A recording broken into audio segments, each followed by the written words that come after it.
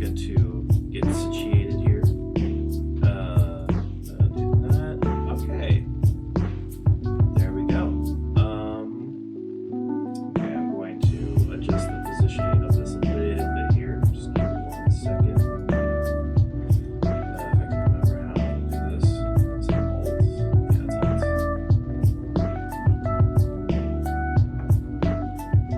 There we go. Okay. Where's the position here? Here. Okay, yeah. Okay.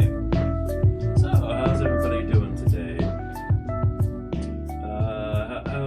How's the audio looking? I'll turn down the music just a tad so you can hear me a little better. Yeah. So some good news to start off. My previous my previous stream that I did yesterday uploaded to YouTube. And as far as I am concerned, and I'll double check this real quick, but it does not have any copyright claims on it, which means that this music is perfect. Which is beautiful. I'm actually going to check that real quick, just because I'm not terribly sure about it, so, you know, might as well give it a look-see. Just gonna go with my account, my channel, manage videos, checking the channel content. Doesn't want to load in. Load. There we go. Yeah. Everything from yesterday has no restrictions on it. It is completely public and viewable, meaning that indeed this music is completely streamable and YouTube uploadable, which is awesome. I'm actually super happy about that. Oh shoot. Hey, maybe you can hear me a little better. Sorry. Wow, that was embarrassing. I didn't even put my microphone up yet. Hey, today is a weird day. Goodness. So, what are we doing today? Well, today I am going to be creating a new run cycle within Blender using this little character doodad thing here. This is not my original character. I wish it was. I wish I could make something this good. I can't really make anything in Blender as it is, but I'm using this kind of as a prefab or a prototype kind of model thing, so that I can create my own animations, put them into a game, and create my own game using them, to kind of put something into my portfolio and stuff like that. I will be eventually publishing this, but it will be for free because I am not allowed to make money off of things that I do not own, as you would presume. Not to mention that it's not like I would want to make this a commercial release necessarily. I could take the animations and put them onto like a different 3D model and stuff, but it wouldn't exactly be the same, and I would have to adjust them. And it's not that I couldn't do that, it's just that if I ever do that, then it's going to be much later in the future, and that is not my current goal. Anyway. So yeah, and for those of you who haven't seen, this is my new avatar that I'm working with. You can see the little ponytail behind him. This is kind of how I wear my hair normally.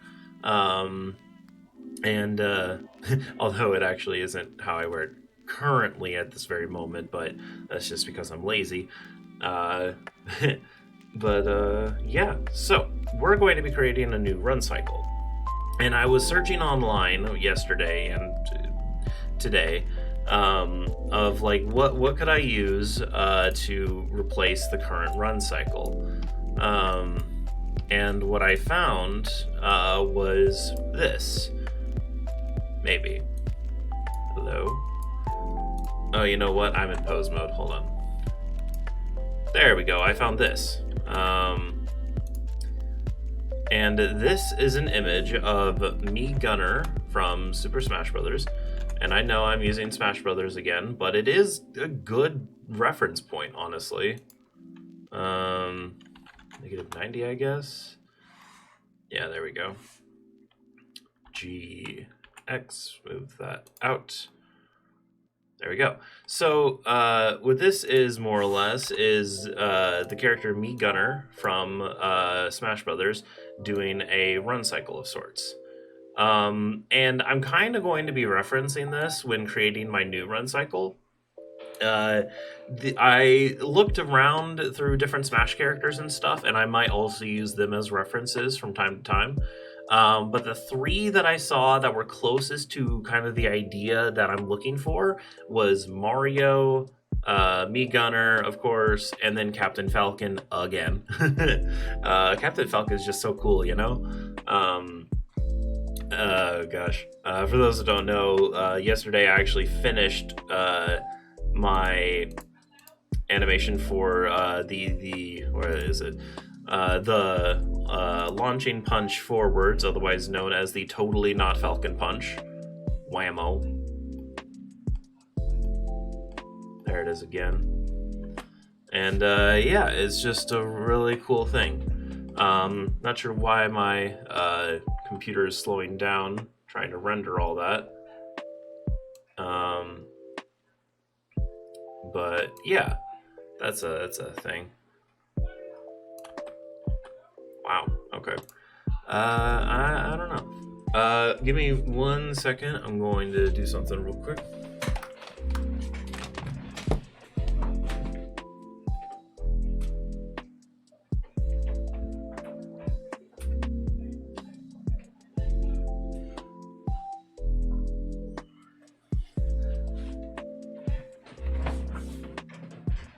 Okay. Sorry about that. I just had to close the door to my room.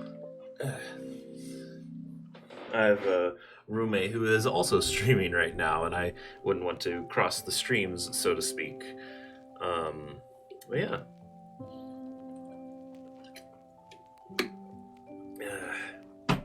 Stay hydrated, boys. Don't ever go thirsty. Okay, so with that being said, we are going to create a new action. And it'll always automatically just duplicate the current one that you're on. And we're going to call this, let's see.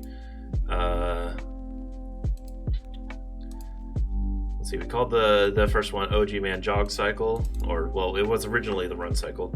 So we're going to call this OG Man. Why didn't I call it OG Man? Orange Man, maybe? I don't know. OG Man Run Cycle. Sure. And then we're going to take all these keyframes and delete them. I'm not sure why at this exact point between like frames 40 and 50 it's different, but whatever. So, okay, let's take a look at the run cycle here and see kind of what frames we're working with. So I'm just going to find kind of a good starting point, maybe right there at frame 2. And then let's cycle around until we get to that pose again. Looks like his right leg is out, so right there-ish, frame 14. Dang, that was perfect.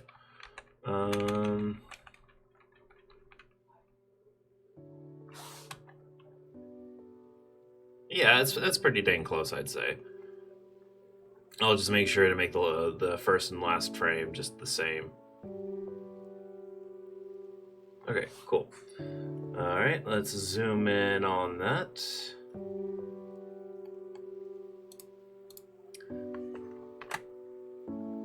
And let's get started with the fun stuff.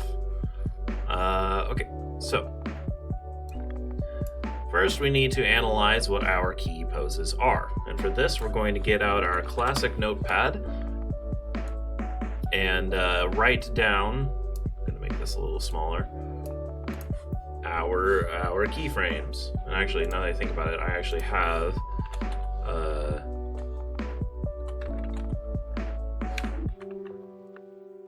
Java file.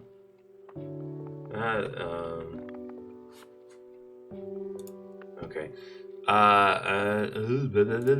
Hold on. No, not that. There we go. Key poses. Okay, so we originally used this to figure out the frames for the Falcon Punch, but this we're going to use to figure this out. Of course, we're first going to start off on frame 2. From there, however, let's see. Frame 4 looks to be good. That's a different enough pose. And then he's going to pass over. So I think frame 5 is actually probably a good pose. And let's keep going.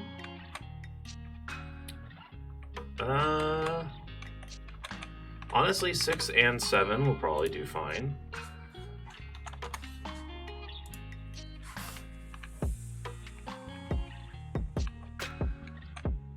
And then from 7, we can go to 9. And is that a complete loop? That it is.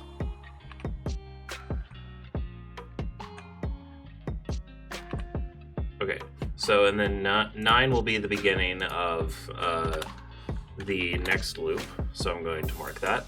So it looks like in total, we're working with about, let's see, 10 frames in total, and then working with in-betweens and such. Okay, so that's not too bad. And I might change up some things or add some other keyframes here and there, but we'll see. So to start off, we've got frame 2.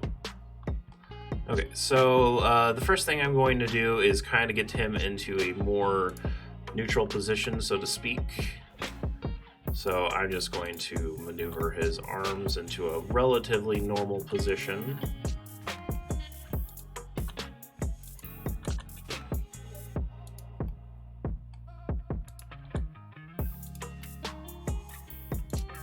Let's rotate that back around.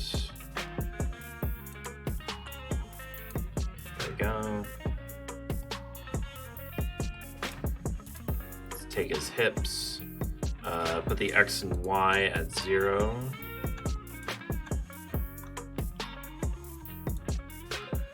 And the Z at just, well, actually, we'll be a bit lower, just because we're running. Okay, maybe not that low. Okay. And the rotation for this is actually going to be all 0 again. Same for, let's see, what is, I have no idea what the W value changes. I don't even know if it changes anything.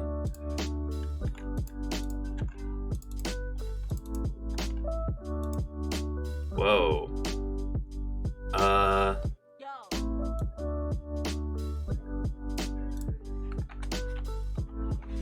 Apparently the W value does change something. Don't know what that is though.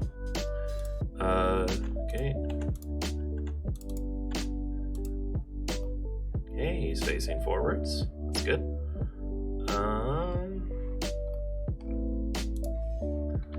Let's rotate these arms out just a little bit, kind of get him into a mock T pose, so to speak.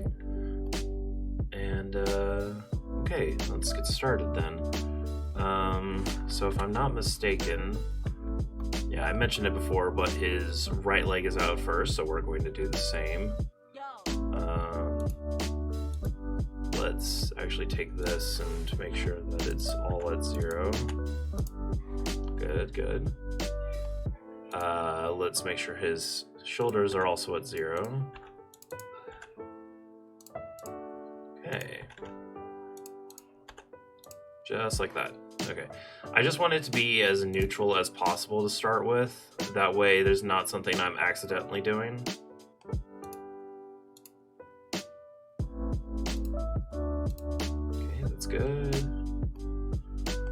The toes are fine. The feet are probably fine. Okay. In that case, okay, let's actually get started at maneuvering different things. So, first off, we want this leg to be way in the back without breaking anything. Take that down. Okay, and then we'll take this front foot and kind of put it so that it's almost touching the ground, or it's about to. I just realized that their feet are off kilter, so I'm going to fix that.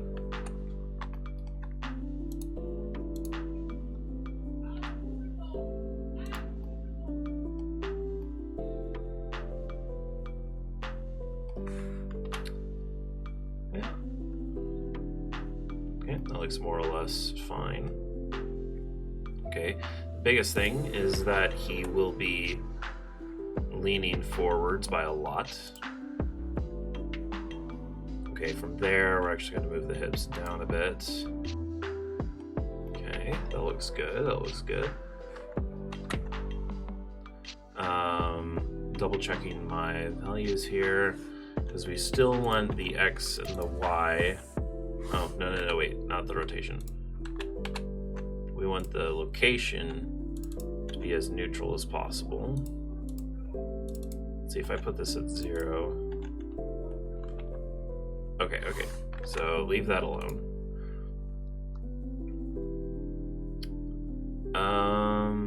The feet look kind of off, actually.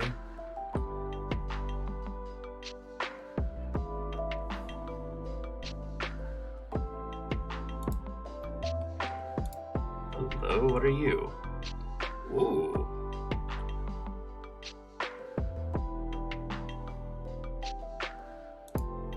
Ooh. Oh, interesting. Okay, so that's kind of linked to that. That's nice. That could come in handy, actually. Okay. Let's make sure that he's flat-footed.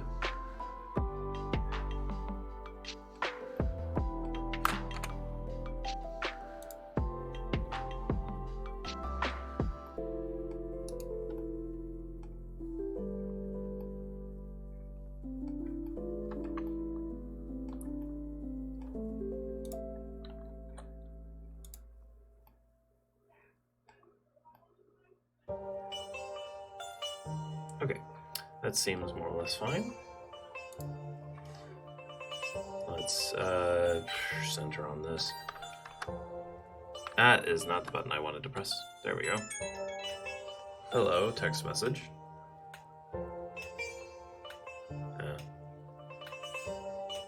Well, by the way, I might as well go ahead and put this in the chat. My roommate is also streaming right now. And you know, we're pretty chill over here, but if you don't like chill as much, or if you want somebody who's a little more upbeat and exciting, my roommate BIM official 24 is definitely somebody to look for. Let me see. I'm wanting to put his link in the chat. Here we go.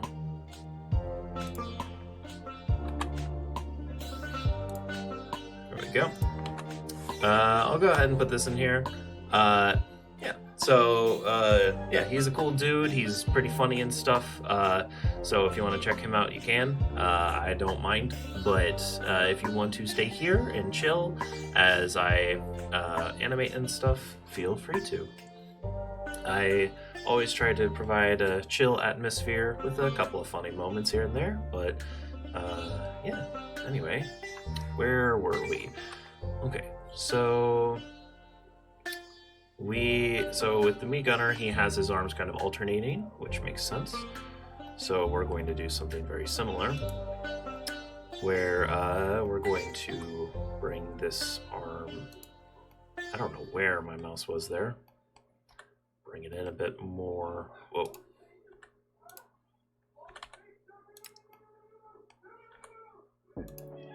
And rotate it in. Maybe rotate the hand around just so it actually looks like he's running.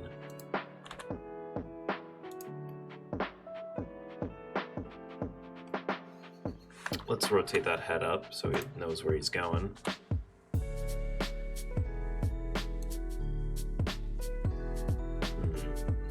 His back is still a little too upright, so what I'm going to do, I'm going to move the hips up a bit, but then rotate the chest down.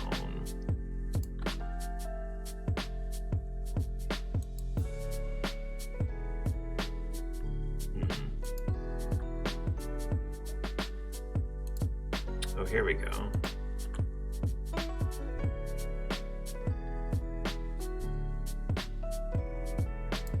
Maybe.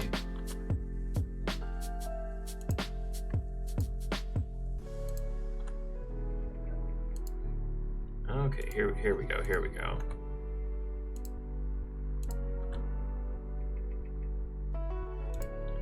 See, the problem is I don't want this guy to be like a hunchback, but I want him to be like bending over as he's running. Because I want it to like, I want him to put force into this, you know?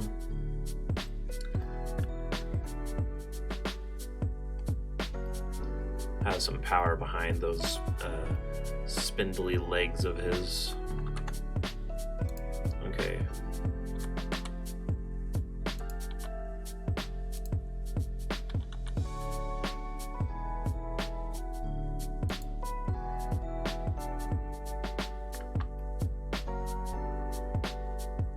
I'd say that's a pretty good pose right there. Okay, with that being said, let's do whole character, or insert a keyframe for the whole character, and move on to the next keyframe, which is frame 4.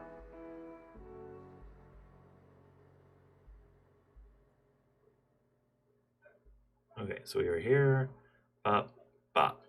Okay, so this is kind of the pass-through. So, largely speaking, throughout this whole thing, he does bend down a little bit, but oftentimes not much. And because I'm wanting this to go pretty fast, I'm not going to move the back and the hips that much, because I'm wanting him to, you know, move quickly and move in such a way that isn't distracting to the player or the camera. So the hips and the chest area and like his basic main body frame and torso isn't going to be moving that much. However, his legs and his arms probably will be, just to kind of make the whole animation a little smoother, so to speak, when he's moving at higher speeds. And who knows, maybe I'll put on a little motion blur or something. Okay. So first thing we're wanting to do is to bring this foot up to basically where his buttocks is, his gluteus maximus.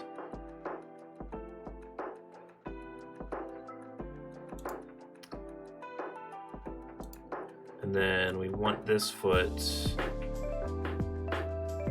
to at least start to... Wait, is that too far? We're kind of approaching on earlier things, but that's okay.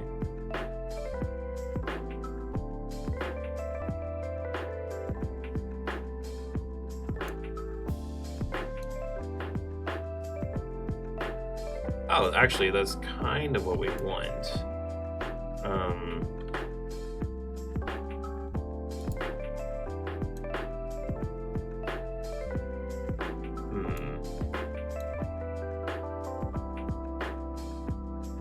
Oh, interesting. If you watch the motion of his hips right here, never thought I'd say that. he actually, like, his hips move upwards after he touches the ground a bit. So his leg is basically fully extended right here. And then as we move forward a couple frames, or one frame rather, you'll notice that his chest stays in the same place, but his hips move upwards, as if he's kind of riding on the momentum of his leg, so to speak. And it's only until frame 5 that he actually bends down again and then pushes off once more at frame 7. So, and that's not quite the style that we're looking for. So I think what we're going to do now is bring in another reference. So what I'm going to do,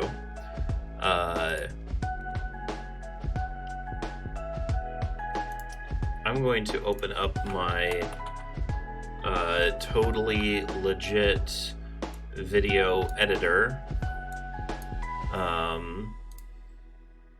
and create a new project. And let's see, should we bring in Mario or Captain Falcon next?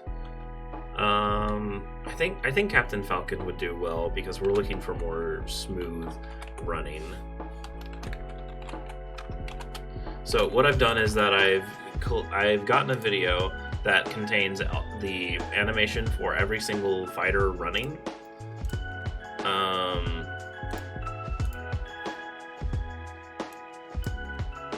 And then what I can do is find them in here. Oh.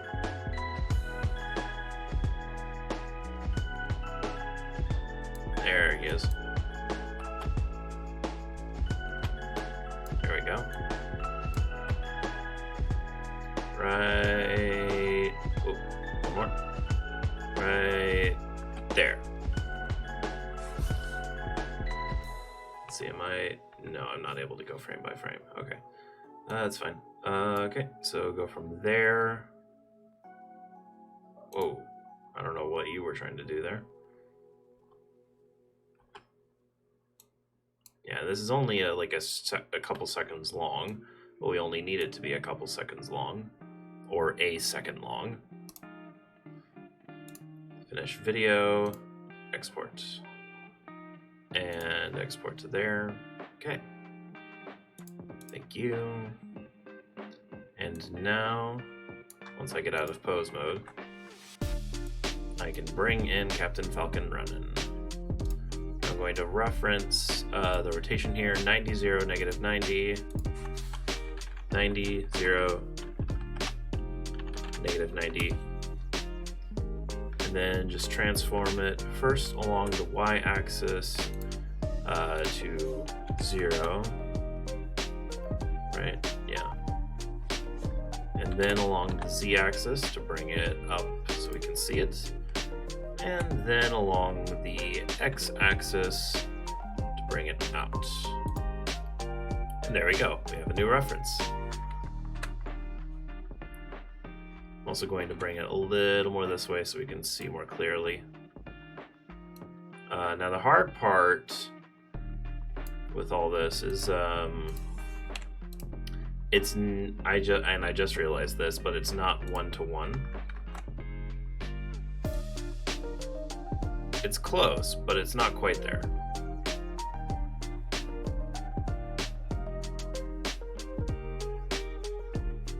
Or wait, is it?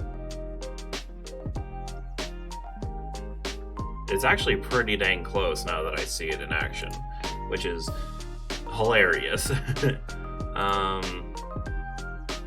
It makes me wonder if there's a way to start. Oh, hey, yeah.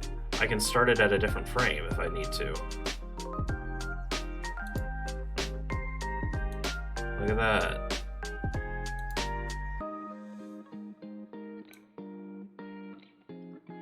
Okay, so let's try to find a pose that best... Oh, that's pretty close, actually. Actually...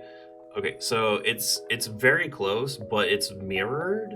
So we're going to advance forwards a bit, or not.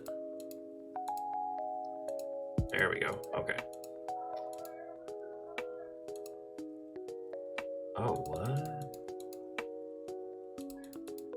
Does he have... Does Captain Falcon have asynchronous running? Hold up. Hold up. What?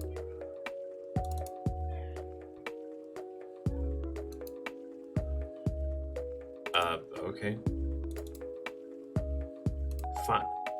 What do you mean you can't play it? You just edited it. What kind of video is it? It's an MP4. How can you not play it? That's weird.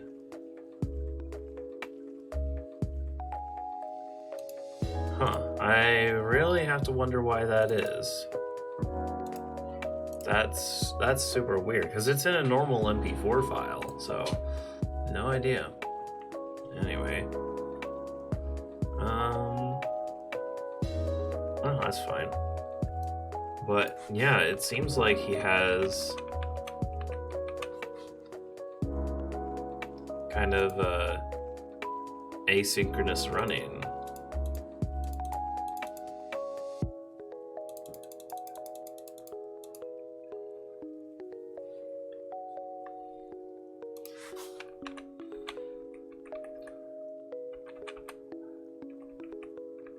Yeah, so like when you look at this pose here, his left arm is way up in the air, and his right arm is kind of close to his chest. And then when we advance to the reverse of that, so like both legs are in the air, it's not the same. Where like, well, or at least it doesn't go as high, like here. So my mouse is here where his elbow is.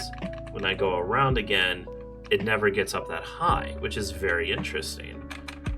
So he actually has an asynchronous running cycle, which is quite interesting, actually. So you learn something new every day. I actually wonder then if you know what I'm going to do? Oh gosh. Apparently we've been dropping some frames, which is not great. Let me check the stream for myself to see.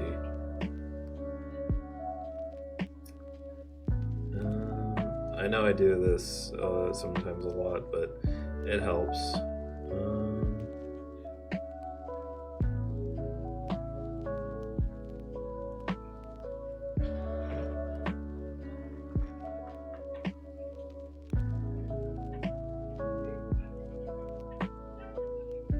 So I'm trying to see if it is dropping frames or not, which it probably is, but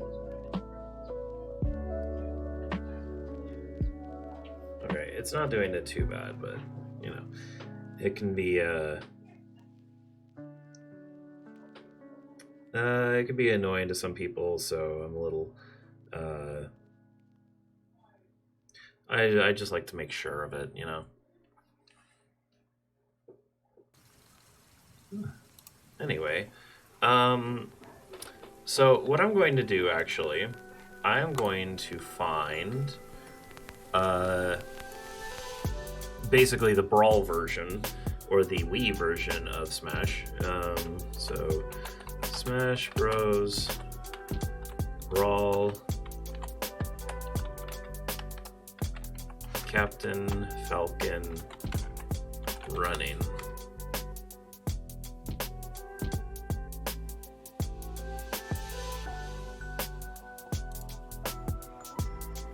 Let's see if this comes up with anything.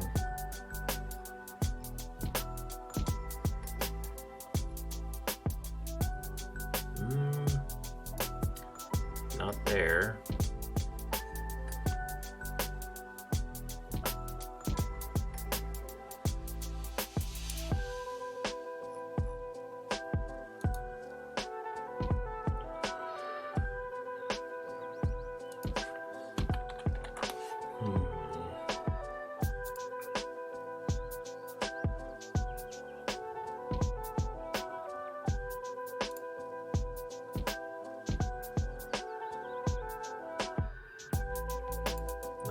right. See, I'm looking for the Brawl version because that one might have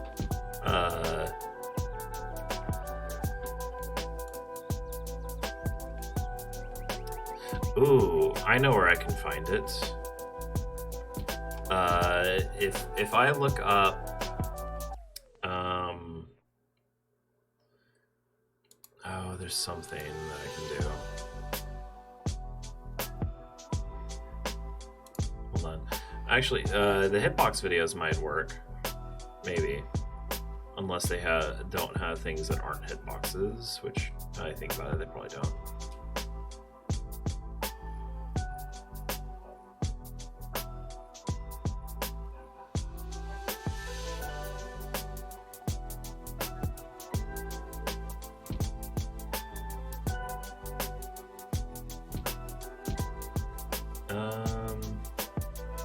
It doesn't seem like it.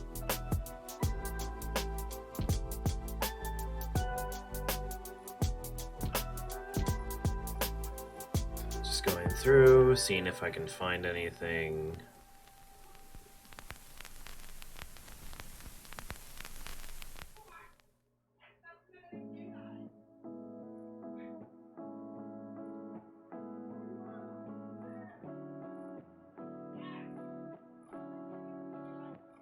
Oh, they have an air dodge. Spot dodge, back roll. Okay. So yeah, no, nothing that I need really. So what I can do, Captain Falcon, classics.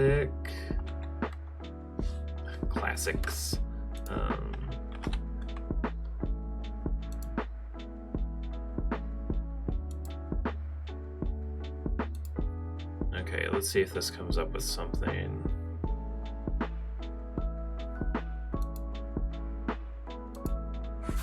Ooh, we might have found a good clip here.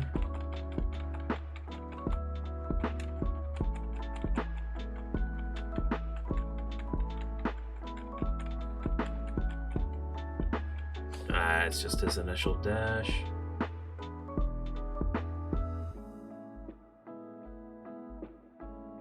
A lot of battles.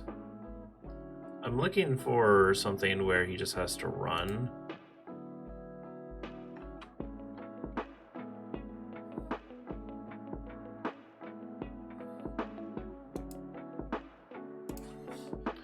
Let's try this again.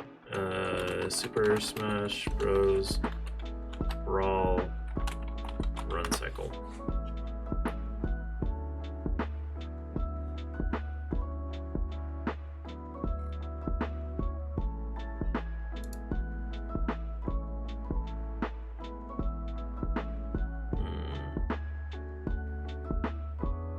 Oh, right. Okay. That's what I'm looking for. Subspace Emissary. Captain Falcon.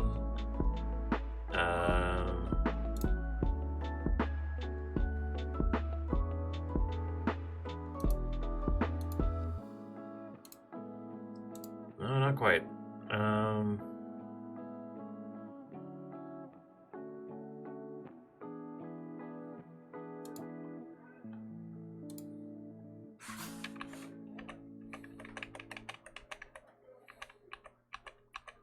Okay, trying to find a part where Captain Falcon is being used. Oh, hello.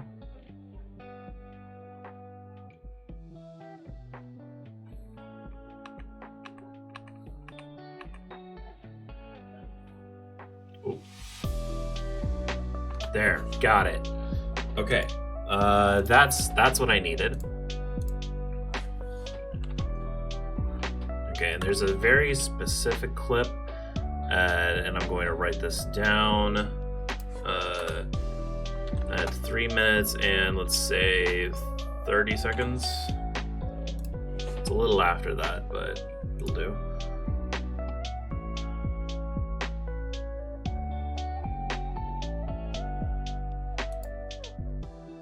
what I'm hoping is that because Brawl was made in an earlier point in time, that the brain. I'm still trying to wake up. Jeez. What I'm hoping is that because it was made in an earlier time, then Captain Falcon won't have an asynchronous run cycle, and it'll be more kind of similar, more geared towards just looking accurate rather than flashy, which Ultimate tends to do. Which isn't a bad thing, and I actually prefer Ultimate for that very reason. But it does mean that you can get more like 2D side-scroller running stuff and not the stuff that I need. Let's just call this CF Brawl Run. And I'll let you guys see this. Go ahead and add that. Drag it in. And trim. And I remember where we put it at. It was at 330. If I can even... Well, it doesn't have a thing for that. Okay, it's somewhere in here. Like after he defeats this guy.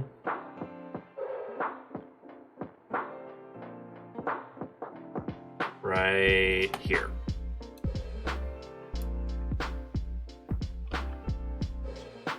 Oh.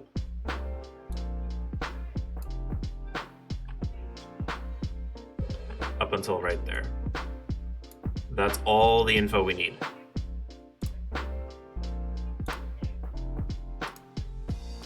Export that to there.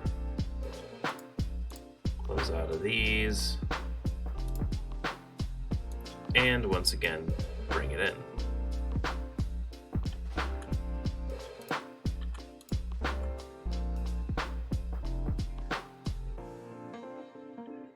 Now I'm going to scale this up so that I can see Captain Falcon at least a little better.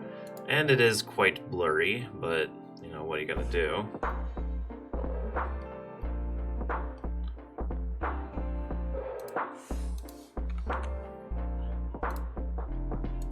Okay, back to here. We're in pose mode. So, now I need to find a frame that starts on the right spot, which might be about right there, I'd say. Except is that the wrong leg? I honestly can't tell.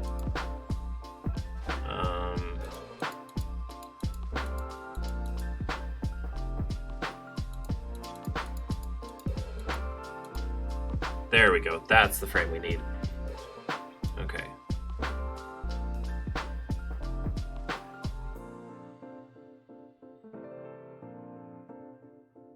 So he actually looks like he keeps his legs pretty dang straight for the most part. It also looks like his run takes a little bit longer than what our purposes are for. That's okay. I'll just make it a little longer. Yeah, this is going to be an interesting kind of turnout when it's all said and done.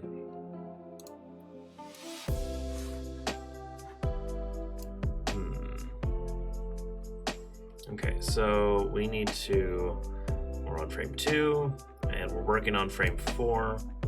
So what I need to do actually is, okay, yeah, we're just selecting that, and I'm actually going to bring this out a little more. Part of me wants to actually bring out the hands, but I just remembered that we're actually having to bring them in because this is the kind of outstretched thing. So rotate in, rotate up. Let's see, what's the motion of the arms? You bend them in and then you bend them forwards, okay? Just a little bit down.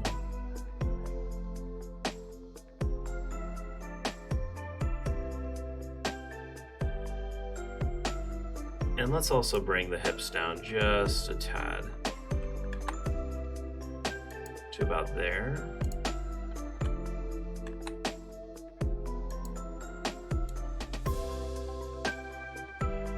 Okay, that looks pretty good. Next up, let's see, what's... I'm just gonna eyeball this next part.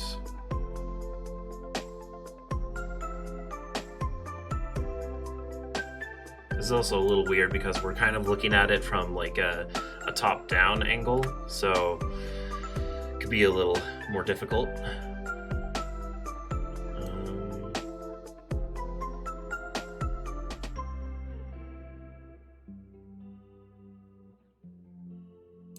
Okay, let's try to match this up though. So we said the next frame was on frame 5, but that was for our other video, so we're actually going to move this back. Where'd you go?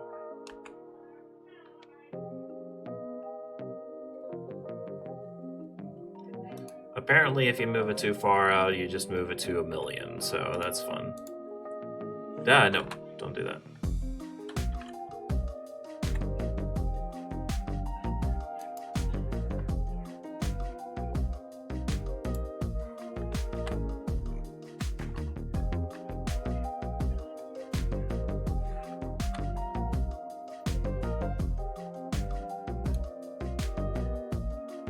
Right, because those poses were different enough. Okay. Yeah, so we're going to bring this foot at about center, I'd say. No, let's bring it like right before center.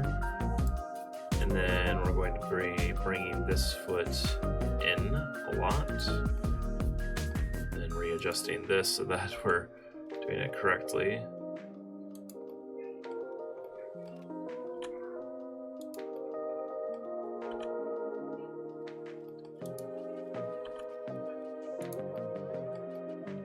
And then we'll bring that foot in. So it's definitely off center.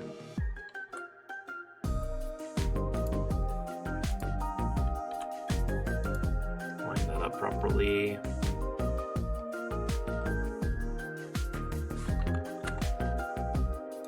Then we'll keep moving these arms back and out. In and forwards.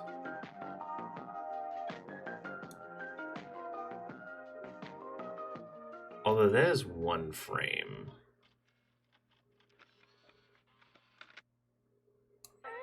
So I'm actually not going to bring this in as much.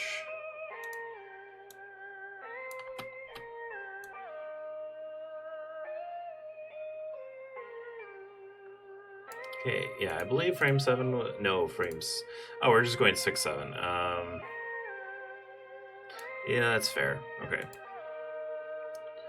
So, and I almost forgot, full character, and now frame 6.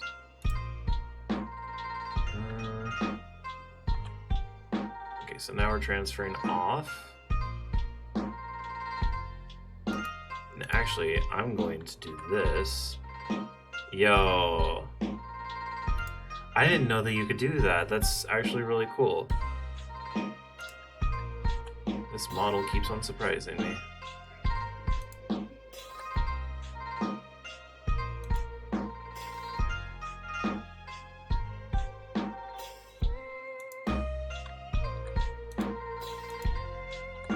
Take that out.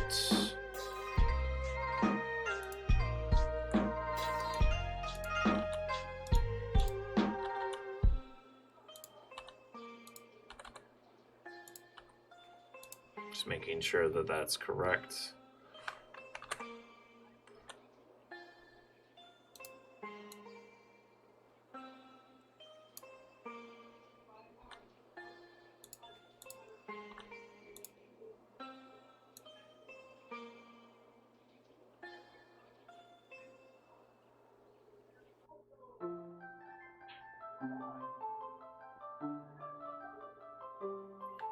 Let's, on this one, let's move the hips a little down.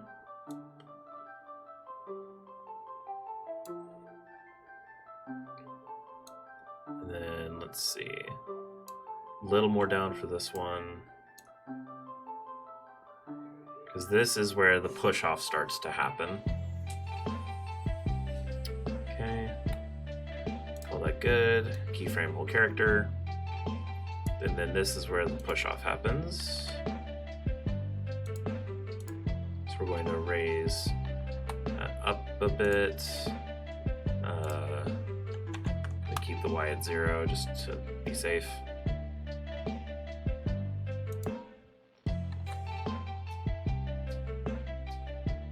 Actually, the foot is completely flat now.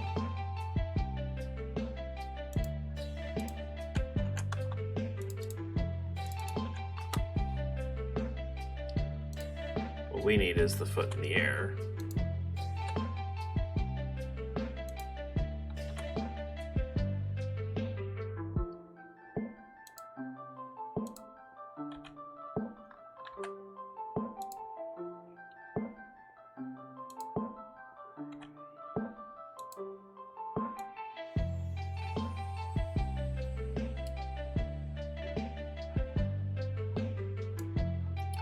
Right, and then frame 9 is the mirror.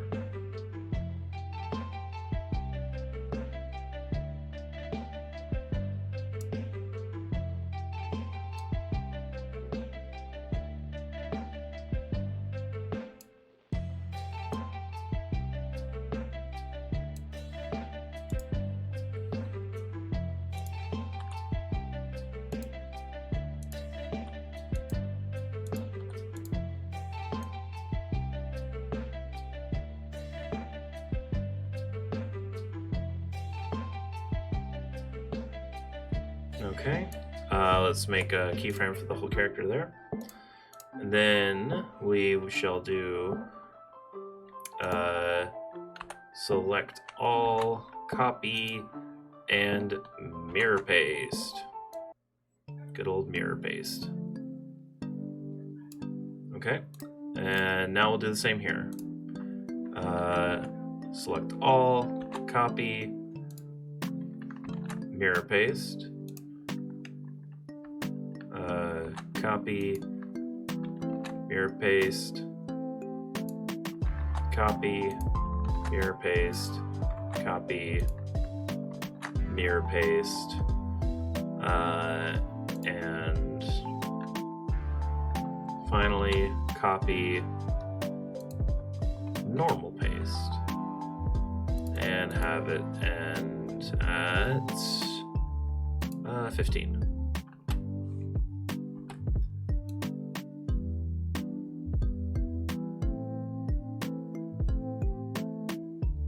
Okay, so that didn't copy over properly.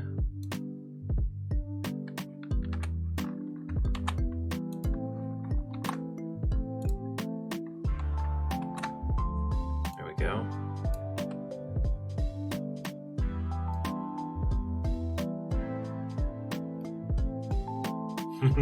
Well, that's certainly not what we want, but we're at a good starting point.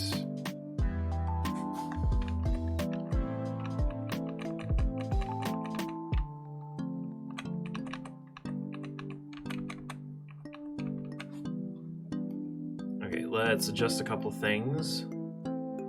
First off, this hand needs to be facing more inwards.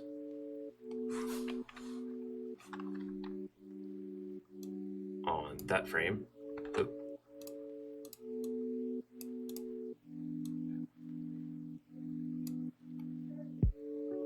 And on this frame.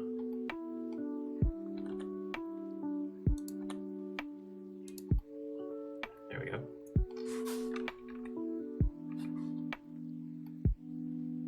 I don't know why, but whenever I do like in-betweens like this, I always pay attention to the hands to see if they're jittery, or rather, whenever I'm cleaning up the animation.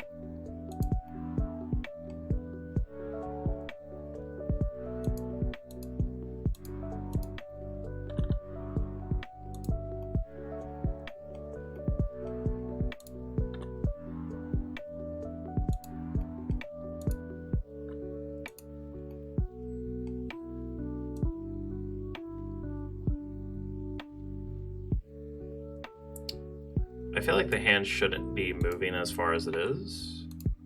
So I'm going to bring that back.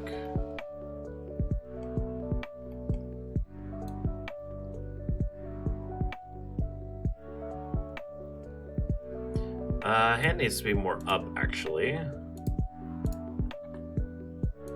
About right there, I'd say.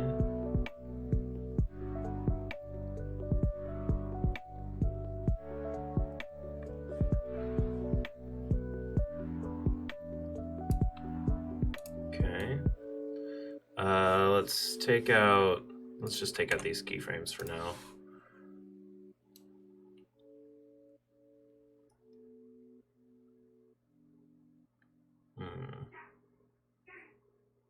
We're a little too bouncy, it looks like.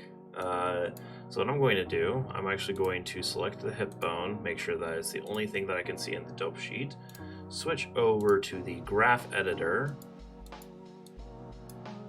reselect it, and then let's see.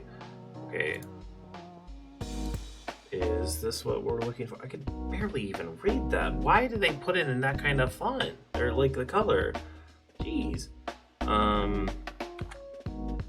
Okay, there we go.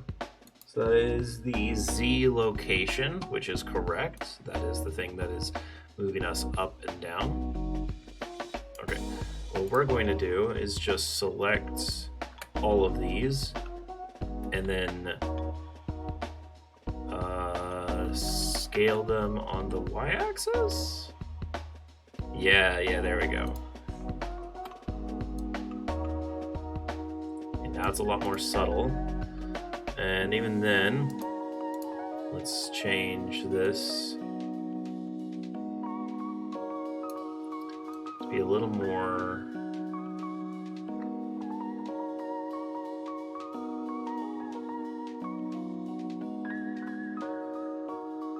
Okay, there we go.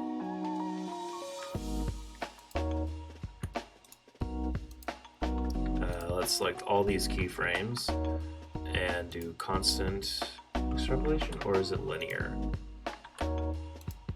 I don't think it matters in this case. Okay.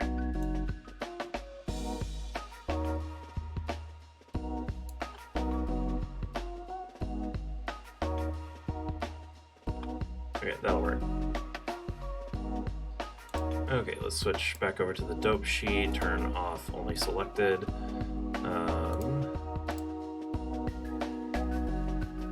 And let's try copy and mirroring again. So select all, copy,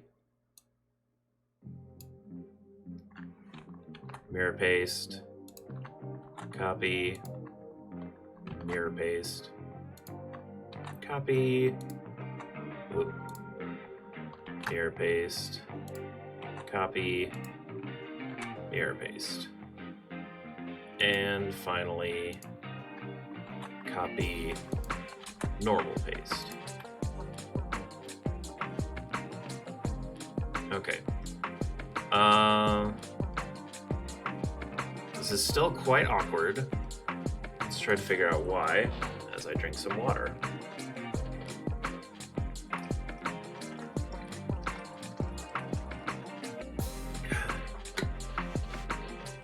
Oh, goodness. It's gotten to the point now where, like, if I don't drink water, then I'll just have a bit of a headache. Which, on one hand, that's kind of nice in the way that, like, it's my body reminding me, hey, you need to drink water. On the other hand, the fact that I've gotten to that point is not a good sign. So, you know. Okay, let's see what's weird about this now. Oh, that's a bit awkward. What is that movement? Oh, that's interesting.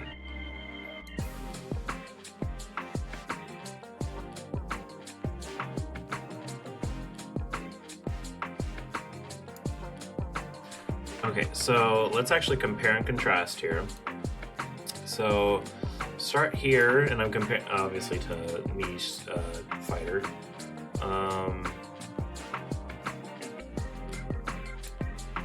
Wait. I just realized that I've been calling him Me Gunner this entire time. Oh my goodness. Like, on the file that I made this little edit in, I called him Me Gunner. Why did I... Oh, okay. Good morning, world. Okay. So, I'm watching his arms specifically. Yeah. So he doesn't even bring in his arms until, like, here. And I'm bringing in my arms, like, right here. So I'm, like, 2 frames off with that. So what I'm going to do then is, excuse me, rotate that back a bit and rotate that out more. Let's see. Okay, but it needs to be, this needs to be up more.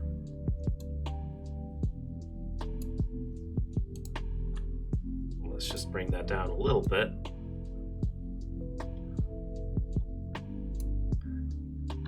We're basically just like reversing a lot of stuff.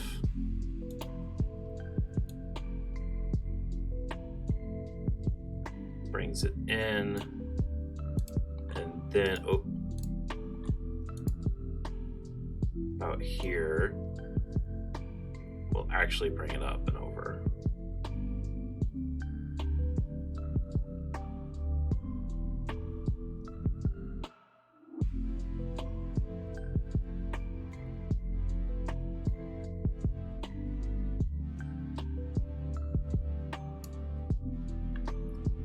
Bring this down just a tad. There we go. That looks a lot better.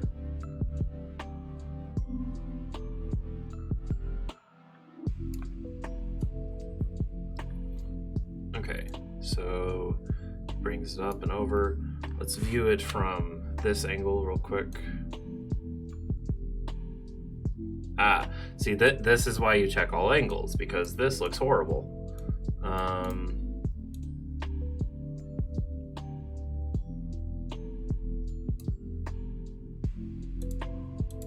Okay, what we need is to rotate this in.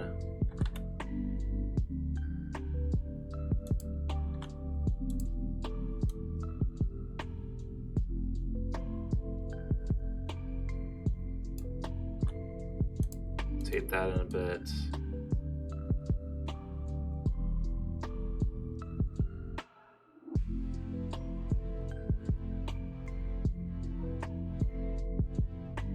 Why am I being rotated here? Wait, are the hips slightly rotated? They are. Heck. Okay.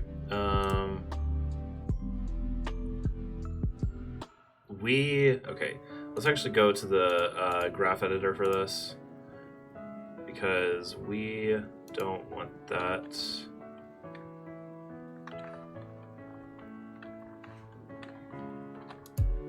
How do I show all?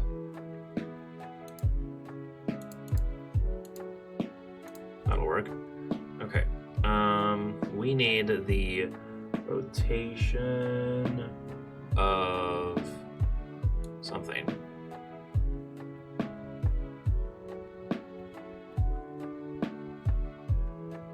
Yeah, the Y value. There we go. And all of these need to be non-existent. So I'm just going to delete them. And then just have the normal value at 0.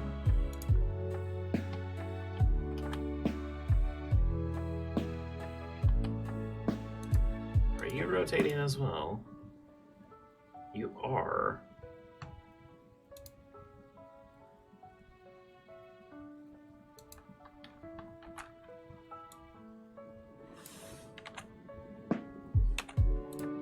Okay. There we go. looks terrible.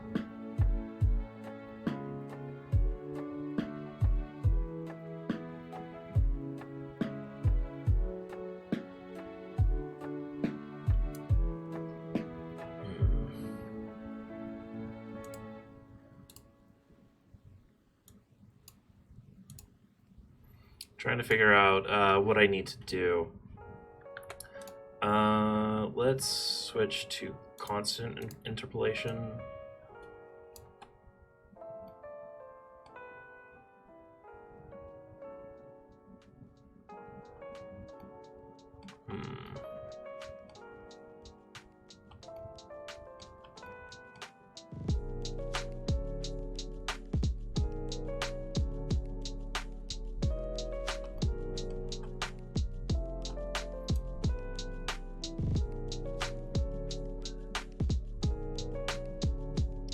Why are there keyframes on frame 3?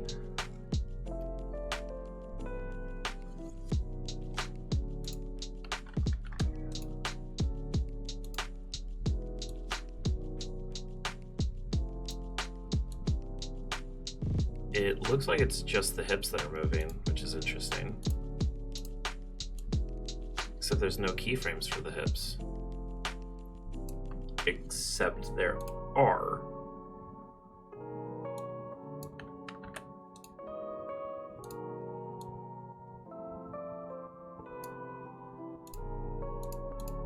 I can't read that. What? What do you say?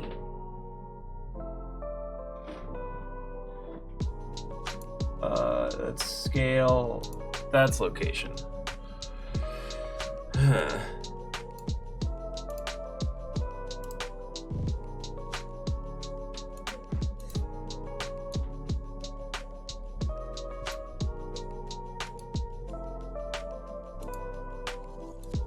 There we go. So it wasn't constant for some reason.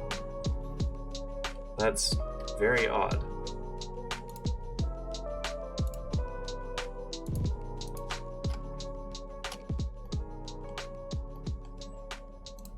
Okay, anyway.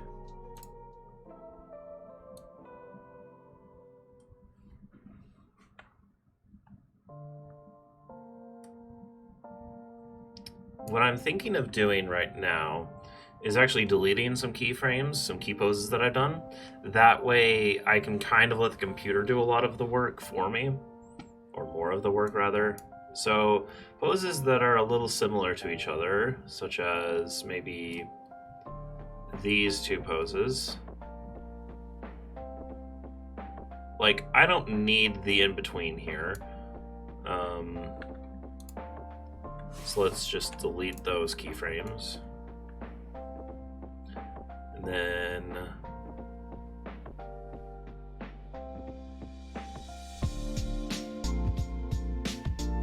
I don't need this one.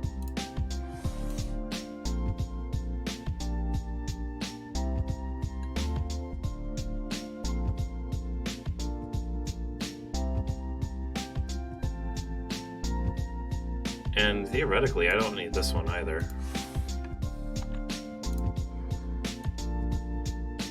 Now, this might be going really minimalist, being only, 2 frames or whatever. Also, he's still moving. Why? I know it's you, Hips. I know you're the one that's been doing this.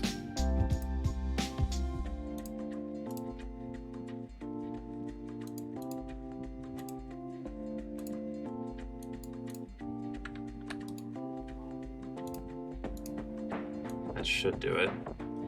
Yep, there we go.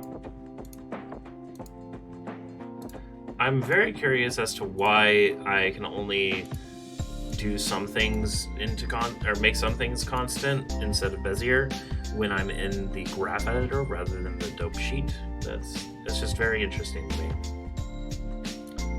Okay, so you might think this is a little too minimalist, and I would tend to agree.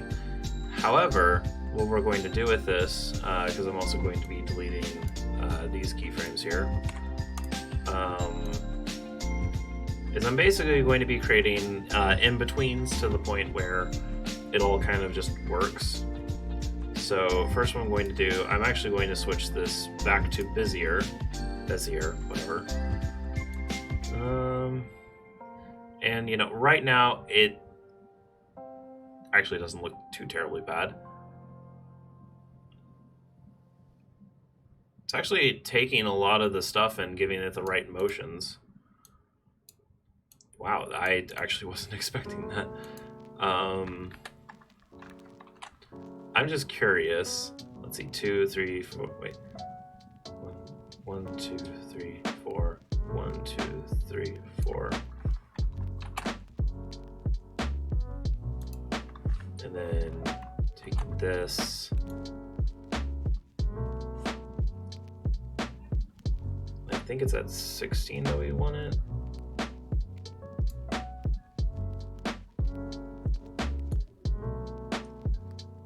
Two, 3, 4, 5, 6, 7.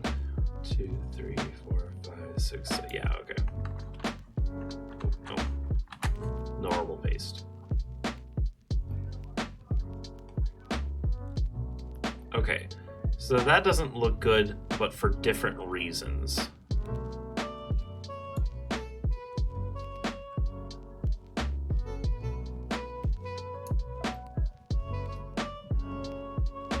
You want to be scratching your butt right there.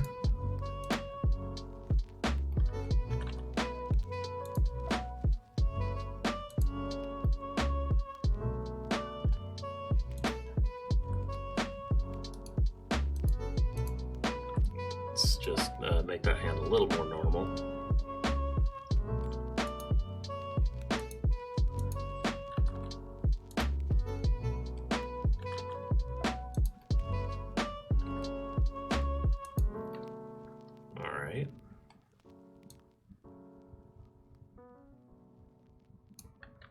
Let's switch back to constant real quick, just so we can look at the individual keyframes.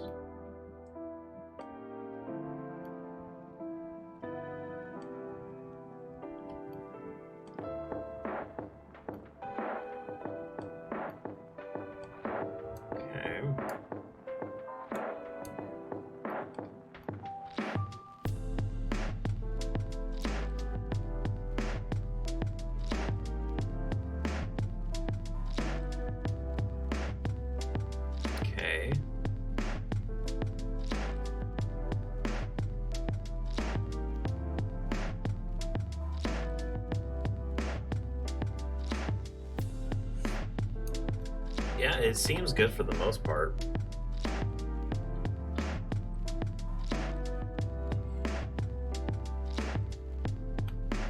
Okay, now let's animate some in-betweens. But first, let's switch it back to Bezier.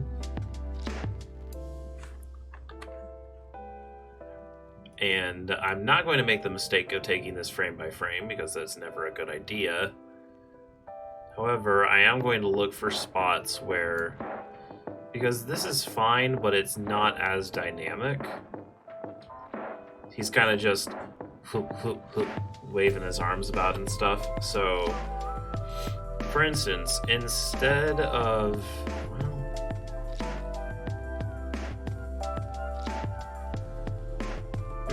actually, I wonder if on this pose, if instead I brought it up a bit more.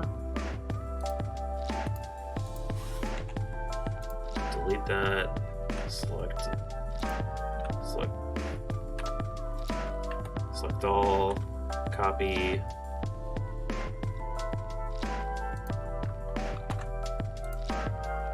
Mirror paste.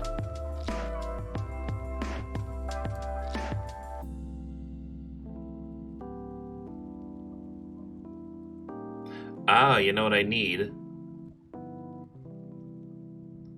I need a bit of momentum on this.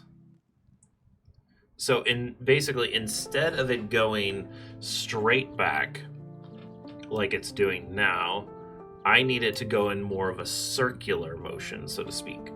So instead of the hands just tracing a line back and forth, also, I'm not sure, oh geez. Hold on. I just realized that that hand is not how it should be. Actually, here's what I'm going to do. I'm going to take this, delete it, select all, copy, mirror pose. That is not how you do that. Select all, copy, mirror.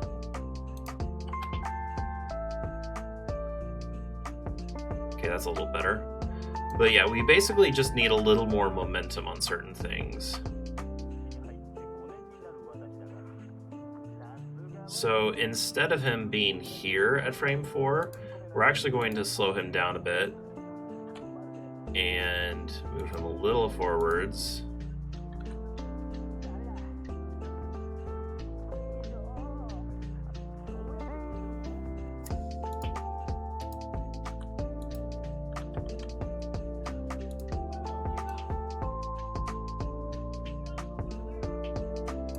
Okay, back up a bit. Also, why did our thing change? Okay, that was weird.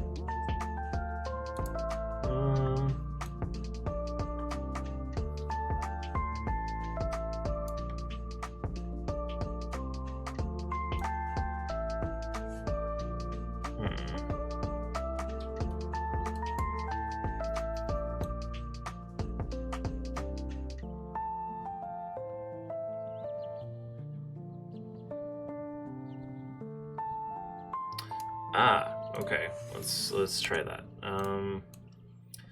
Okay, so let's try now instead to bring this foot out a bit more, to kind of have the feeling more of pushing off. Yeah, there we go.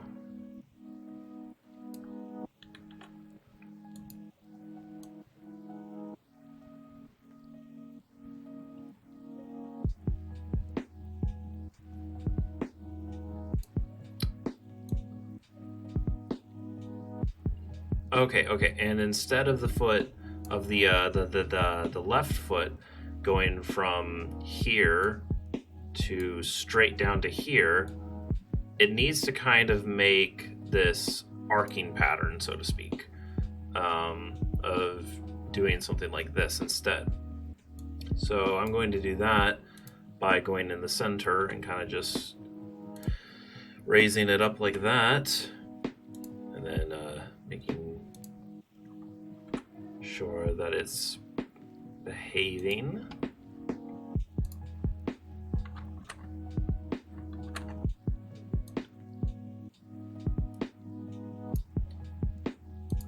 I gotta make sure I'm not breaking his ankle.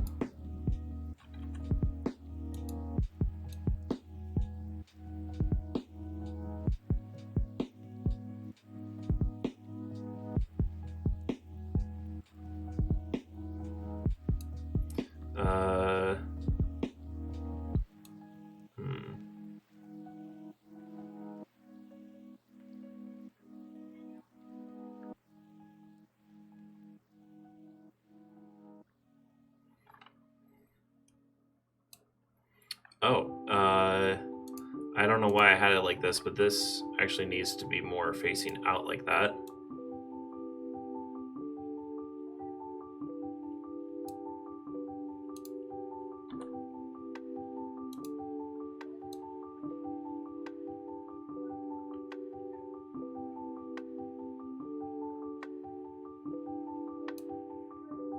And let's actually bring this foot out a bit more.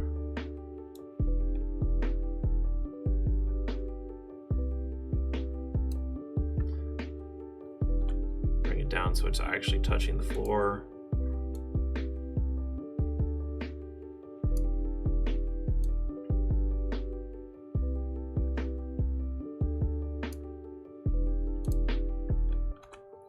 Bring that up just a little more.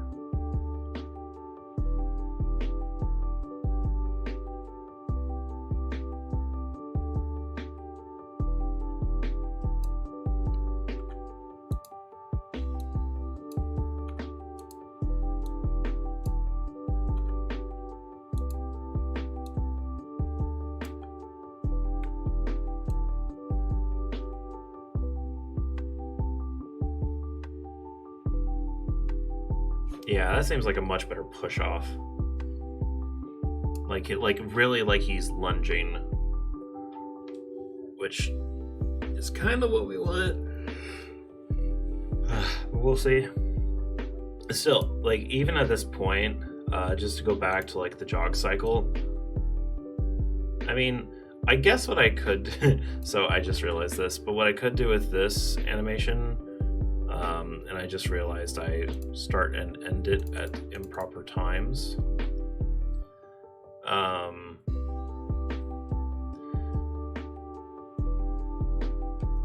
Yeah, see, like there are two problems with this. One, the me brawler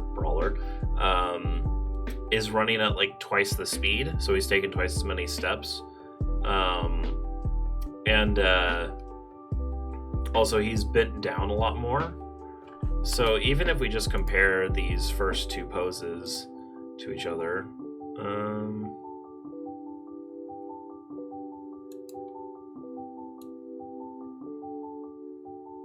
maybe.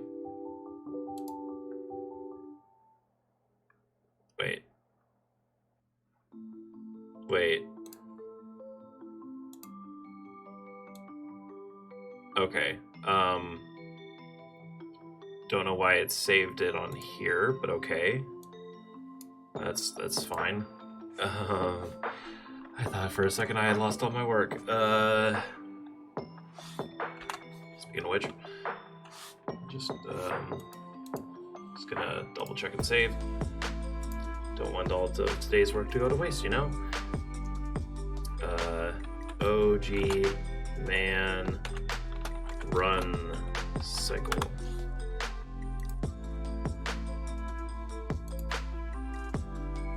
And let's get rid of this.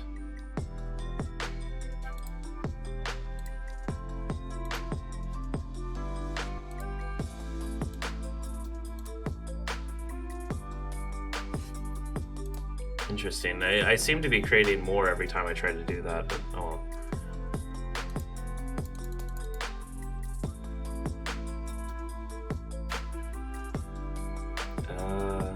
Or did it end on 15? Might have ended on 15. I mean, I guess it would end on the frame before the beginning frame, so, you know.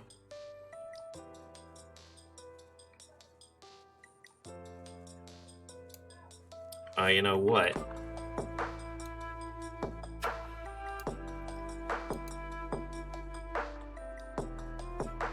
That needs to be up like that.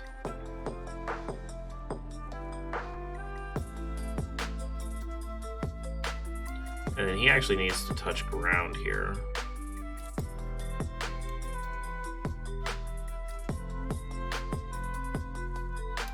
And I would actually argue that he's still flat-footed here.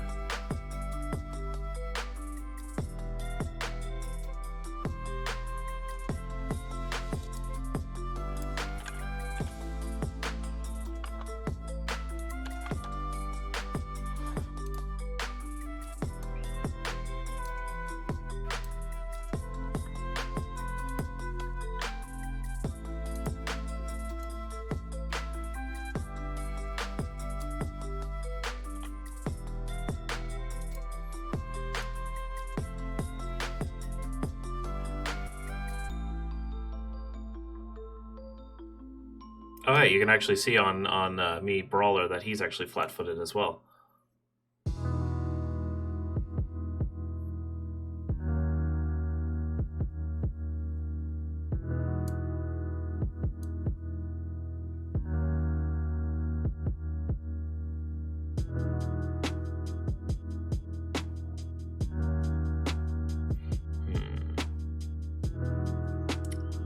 Something might seem a little bit off, but I think I'm gonna have to go with it for now. Okay. Delete that. Select all, copy, mirror paste.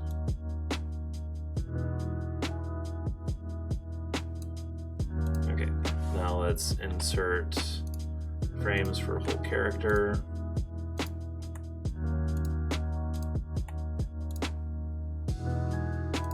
and copy these over.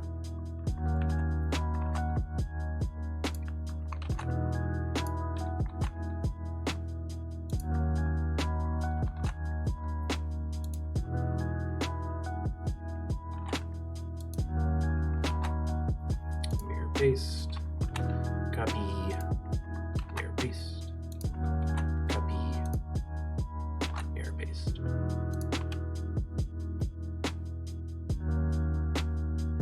Okay, that's better. That's better. We're getting somewhere with this.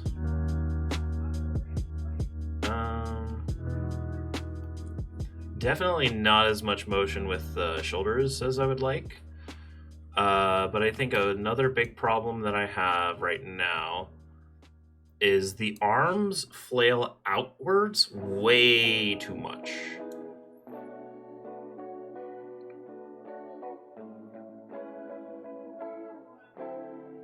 Like, I think specifically on frame... Okay, so I'm actually going to back up and take off the whole character bit. Just so that I could work easier with it. Wish there was an automated process for that, though. That'd be nice.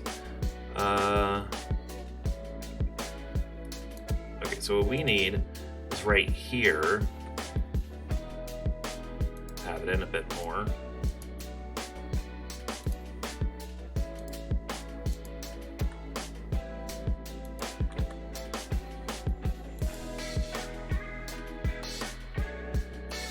We basically want it as close as possible to his body without actually colliding with his body.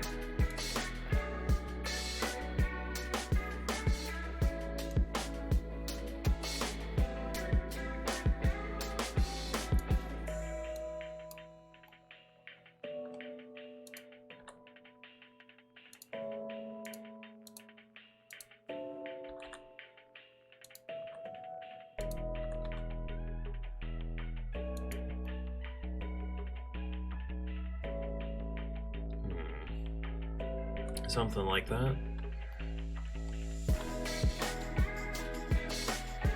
You know, sometimes it can be a little difficult to figure out what's wrong with whatever you're working on. I mean, it doesn't matter if it's, you know, modeling,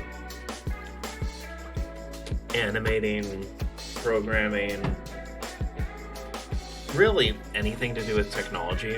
One of the biggest challenges that you're ever going to come across is the fact that at some point in time, not everything is going to work exactly how you expect, and you will not know why. And although that can be frustrating, and it is, it's part of the territory. Like, it's just something that you have to expect, and it's unfortunate, but it is what it is, you know? So, but if you can work past that frustration, then things can get a lot easier for you. And things can get a lot more fun, too. And you can actually start to be productive and actually do something and make something that you're proud of. It can be difficult at times, but boy, is it worth it. Seeing something that you create come to life, seeing all the hours and time and effort and learning that you put into it all come together at the end, that is something that's really special. And that's something you can't really get anywhere else. That's pretty much the biggest reason why I decided to do this kind of thing in the first place. Not specifically animate in Blender, but make games, is because I love seeing things that I create come to life and having people look at it and just enjoy it. That's something that I really do cherish. Anyway,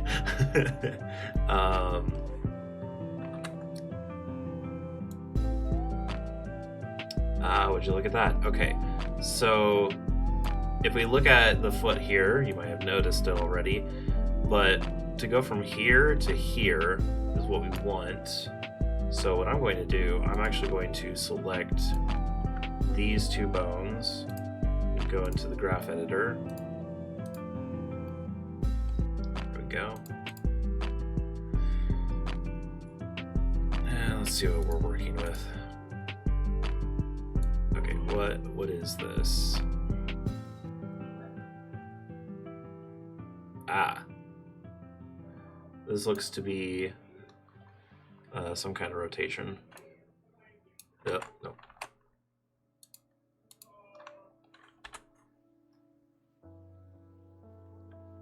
I'm actually not sure what that is.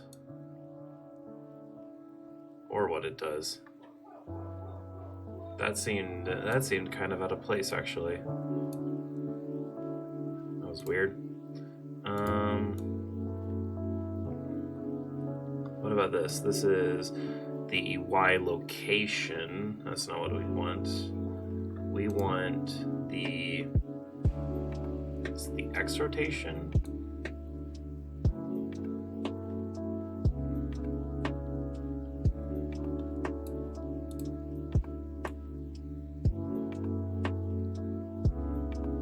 Maybe.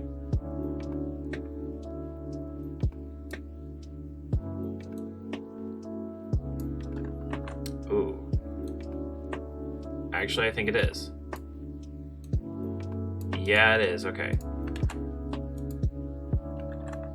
So, the biggest problem right now is that it's this point here and this point here are not transitioning well.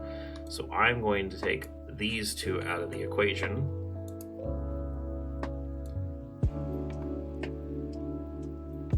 Yeah, and that helps it out a lot, actually.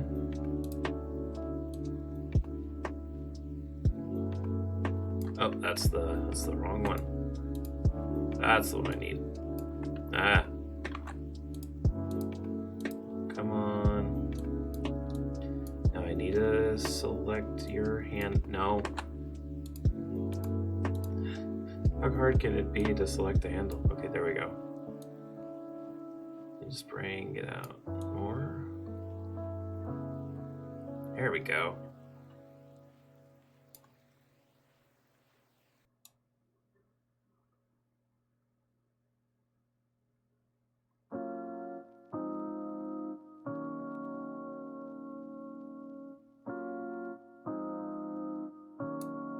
Okay, and I'm not going to worry about the end because it'll be fixed once I mirror everything.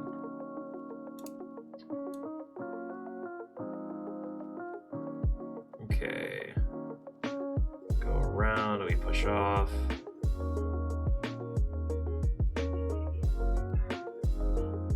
Okay. I'm now going to work a bit on the shoulder movements. Because right now he is just a stick that is non-moving. Okay, so at this pose right here, he should probably be rotated a bit to the which way is that? To the right. So I'm going to come down here and just do a little bit of that,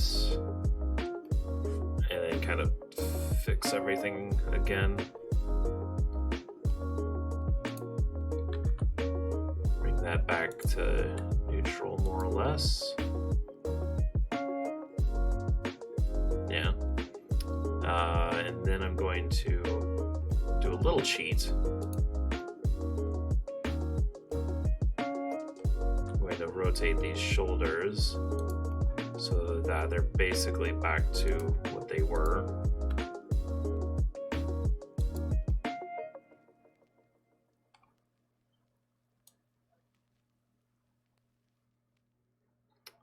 Then at this point, everything should be at neutral. So let's see, what were we at here?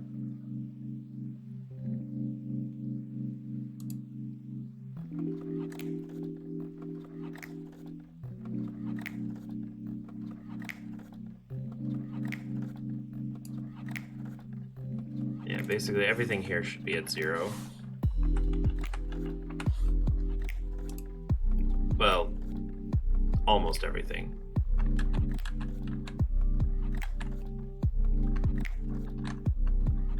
Okay, the X should stay the same, but the Y should change. Yeah, okay, it's the Y value. Probably the Z value a little bit.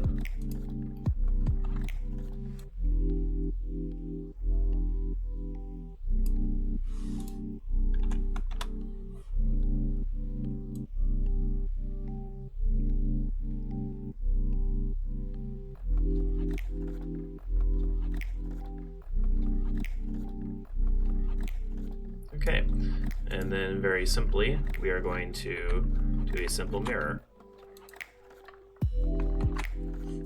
Oh yeah. And because the only keyframes that this has is on these individual frames, not these, then we'll have no problem bringing them over.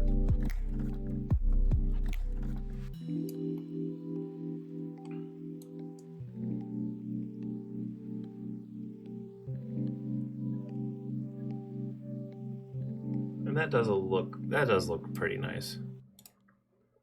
Okay. Okay, is there anything else that I want to change?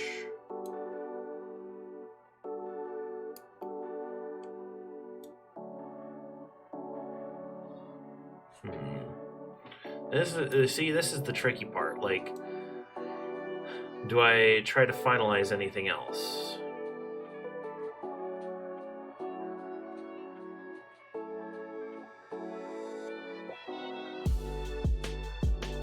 Well, it'd be worth checking out the final product. So let's go through and give every keyframe, every necessary keyframe at least, a whole character. And we already got that one in, so let's start copying. Boom. Boom. Boom. Boom.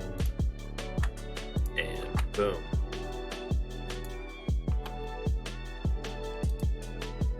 And there we go. Okay.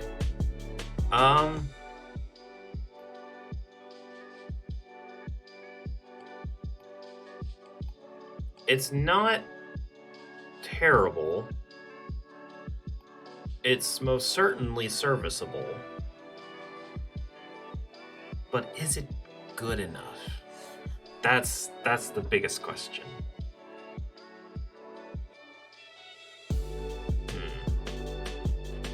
Can I...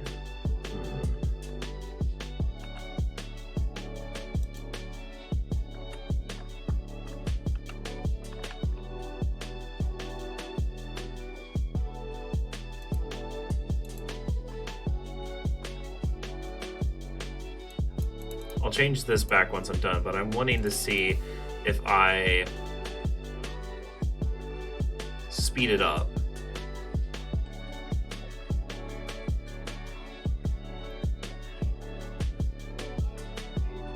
Yeah, that doesn't look too bad. I mean, it kind of just looks like a blur.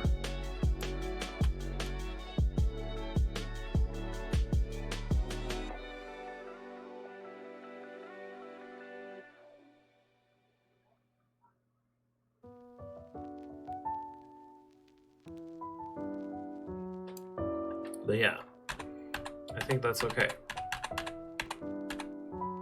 There we go. Back to normal speed.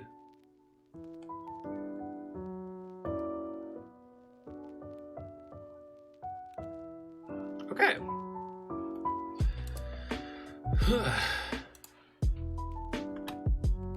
Not sure what that is or why it's doing what it's doing there, but that needs to go away.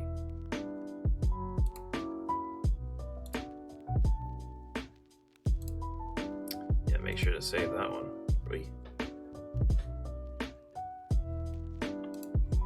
And I don't know how I haven't saved this one yet.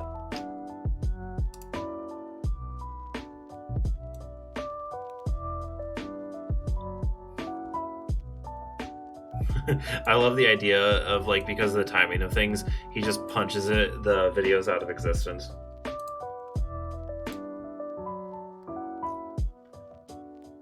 Okay, there's one more thing we need to do before we can finally put this to bed. And that is, we need to go to the graph editor. And once again, select everything that we can. I believe we have to hit Alt-H to select all the keyframes. We do Shift-H, constant extrapolation, or is it linear? I think it's constant. And make cyclic. Okay, it might be linear. Or is it constant?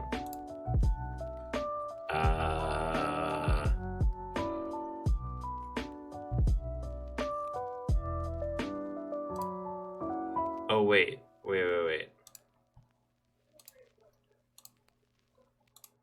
Just remembered, we actually don't need this keyframe here. Because we'll be looping with this.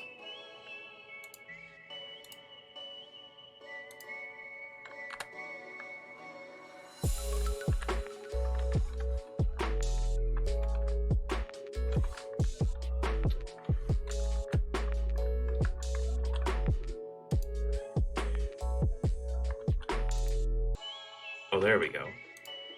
There, wait. No. No, that's not right. I think we keep it at constant and then make cyclic. And now if we drag this out to a ways. Oh.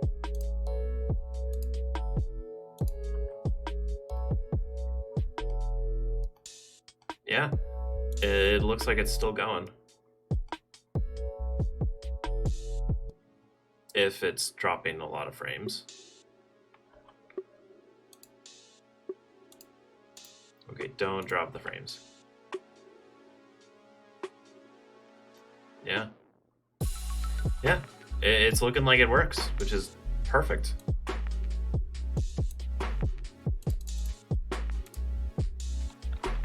Save that. Okay, all right. Well, that is the run cycle. Woo! Okay. Yeah, that's kind of all that I had planned for today. And we do have a bit of time left, and I don't have anything in particular going on today. So, I'm going to treat you guys to a little more Monster Train today. So I will be right back. I'm going to set up the game and come back whenever I'm ready. So I'll be right back.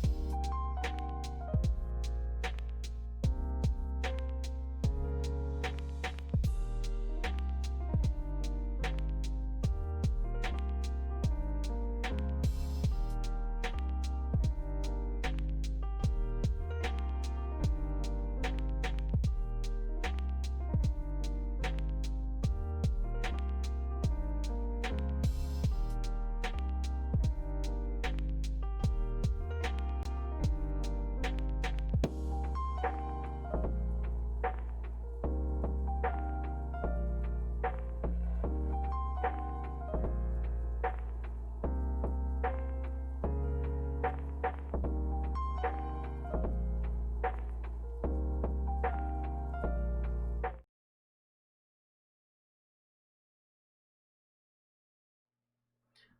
right. Welcome back to Monster Train. Last we left off, we were in the middle of a run. We were going through the pits of hell, or rather, to the pits of hell. And there was some very interesting things that we had found along the way. Many different cards, many more interesting cards. And let's just review that real quick, shall we? So, okay, just double check. Wait. You guys can't hear that, can you? Which is weird. You should be able to.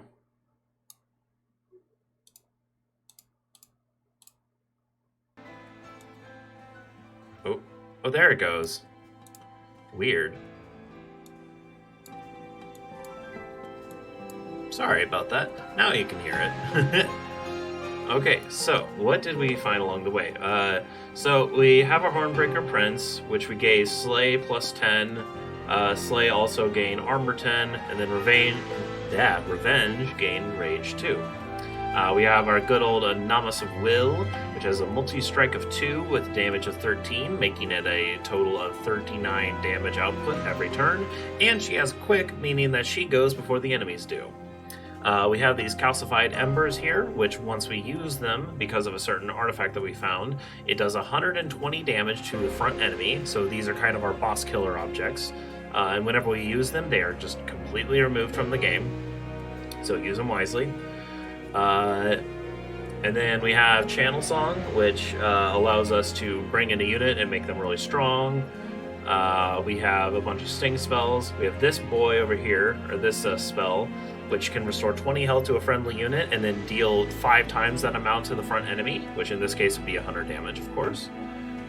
We have our good old Ritual of Battle, which has holdover, meaning that once we play it, it comes back into our hand next turn, and it applies Rage 10 to whoever we put it on. And I usually put it onto my Hornbreaker Prince, our champion. We got a good old Thorned Hollow guy over here, which he can gain more health over time, or rather I can give him more health. His max health goes up by 40.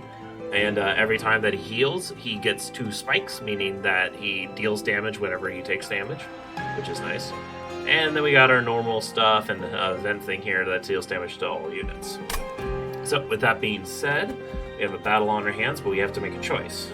Do we restore 20 pyre health, forge your units to gain new powers, and go to the concealed caverns for something interesting? Or you go to the Merchant of Trinkets to get an artifact, possibly remove up to 2 cards from your deck to kind of make it more slim and be able to do things better. Don't have as many garbage cards in your hand, and get 75 coins.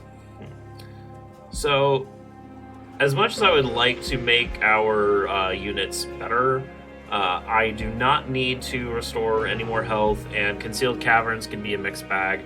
So I'm actually going to go this route and get the coins first, and then we're going to shop for some artifacts. What do we have? Conserve mana between turns. Oh, that's one of my favorites. Friendly units gets plus 3 health. Spells get an extra upgrade slot. Yeah, we're good with that one. And I don't think I'd have enough to be able to re-roll and buy something else with the money that I have, so I'm going to leave it at that. Oh, conserving mana. I've only had this like once or twice, but it is so busted. Because like you could just get like, 14 mana or whatever. And actually, now our vent thing, if we have a bunch of mana built up, that can actually deal a lot of damage. A lot of damage. Okay, so what cards do we want to remove, or do we want to remove any? Let's see. Restores are always good. Stings are fine. Torches can be useful for like low-level enemies. If anything, it's the train stewards that I don't want, but they're also free, so like it's not really a good reason to get rid of them.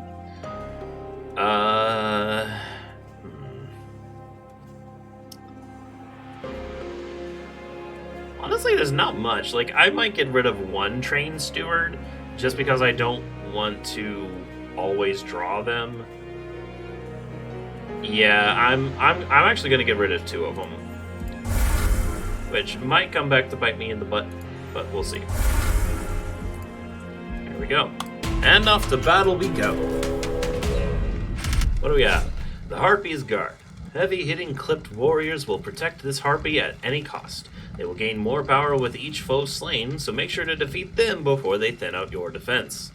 And I'm not doing a trial because this is just an introductory thing.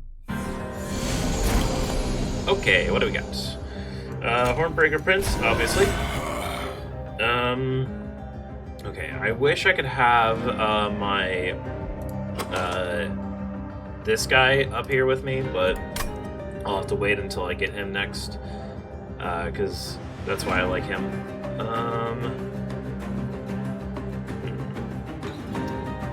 I don't want to use Vent right off the bat. Vent's for something when I want to get rid of all my mana, which now we conserve our mana, so I don't really want to do that. Horned Warrior I'll put up here. Train Steward I'll put in front for defense. And let's give him a restore, and end it there. Now here's where our Unbroken Horn comes into play, because we only used 1 mana that turn, because summoning friendly units does not cost us nearly anything unless they're really expensive. Let's get that guy out of the way. Channel Song. Ooh. Okay, I have a 50-50 shot to draw a Novice of Will, which would be really good with Channel Song, actually. First off, I'm going to put this guy here. Since he has a lot of health, I'm going to put this guy here. Oh, wait, you're still alive? Oh, heck. There we go. Okay. Let's see. If I did get a Novice of Will, though, she wouldn't really be able to go anywhere now that I think about it. She takes up 2 spaces. She'd have to go on the top. I did not think this through, did I?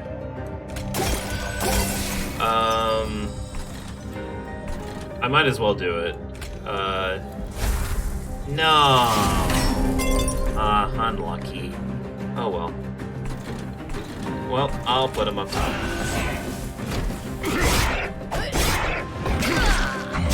Ooh, that guy had trample. Basically, well, no, he wouldn't. I don't know what happened. Okay, and there's our Novice of Will. I'm gonna put her behind this guy. Okay, yeah, let's do Preserved Thorns. Bring 3 stings into our hand.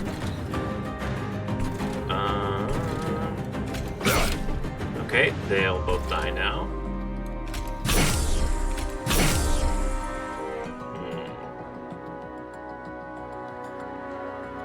Well, he's not gonna die either way.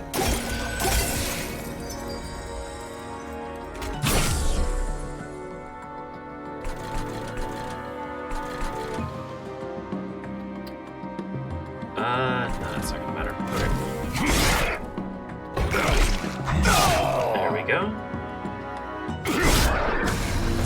So you'll notice that this game kind of has a mixture between like strategy elements, roguelite elements, but also a little bit of tower defense, actually. Also because of those sting cards, we drew like every card that we have, and it's really nice. Okay. There's our Rage Boy. Put him on.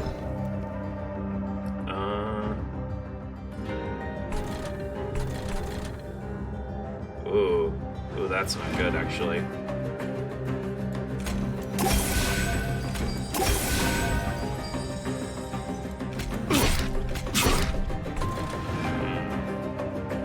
Unfortunately, there's not much that we can do. I'll take care of that guy just cause, but that's fine, though. One thing that's interesting about this game is, like, if one of your monsters dies, it's totally fine, because it goes right back into your deck.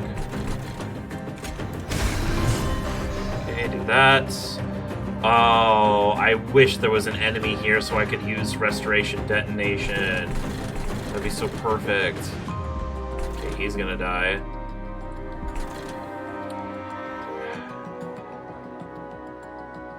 I mean, I'm going to use it anyway, but I only have one left. So we'll use the stings first, and then do that. Okay. Oh, anytime he's healed. Oh, okay, so it's not the amount healed. Okay. Well, that's still good. Okay, here comes the final boss. This boyo with 550 health. Okay, yep. Put more rage on. Ooh.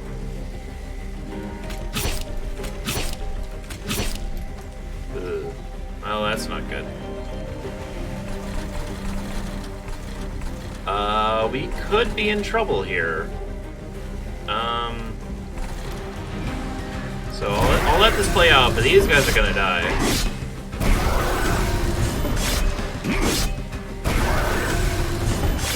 Gonna do a lot of damage, though.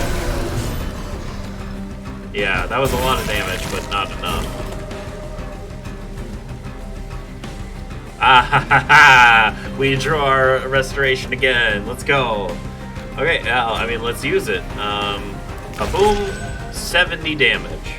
That was nice. That was nice. Let's use our sting so we can draw more. And let's actually use our Rage 10 on this girl. Yeah, okay, she's gonna kill no matter what. Unfortunately, I'm gonna have to sacrifice this guy, but it's alright. In this world, you are bound to die eventually.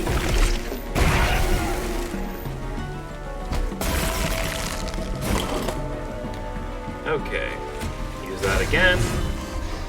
And that's the game. Easy. Unfortunately, we had to get her on the final floor, but that's okay. We just won't get as many points. Okay, we can either wipe out basically everything on the floor, apply Rage 4 in Armor 5, or move a unit to the front and apply Armor 10. I'm not a huge fan of that one. And Inflame would be fine, but it's gonna cost 2. Like, why would you have it gotta cost 2? I mean, I'll take it, but it's not that good. Maybe we can upgrade it, though.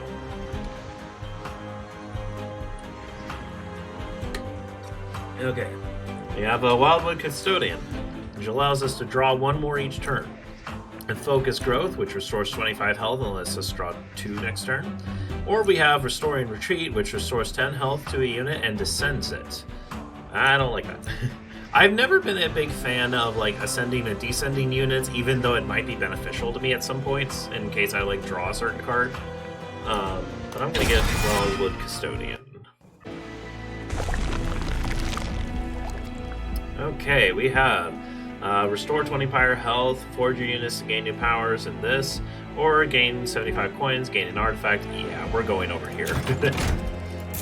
75 coins, get an artifact. When you summon your first imp unit, each turn gain 1, draw 1. I don't have any imp units, so friendly units enter with armor 5. That sounds great. Forge your spells to gain new power. Ooh, power! Hurrah! Upgrade a spell to remove, consume, and cost +1. Ooh, I could do that with Channel Song. Yeah, actually, that's a really good idea to do it with Channel Song.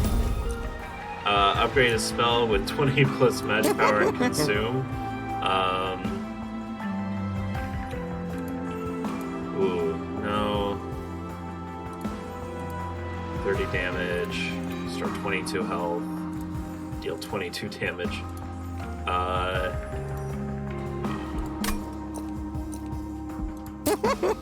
Ooh. Hey, we can inflame this. Wait, why can't... Not eligible? That's weird. Let's go ahead and give it to inflame. Yeah. Let's see if we can reroll something. Permafrost. This card will not be discarded at the end of the turn. That can be good. Could be good with Channel Song, actually.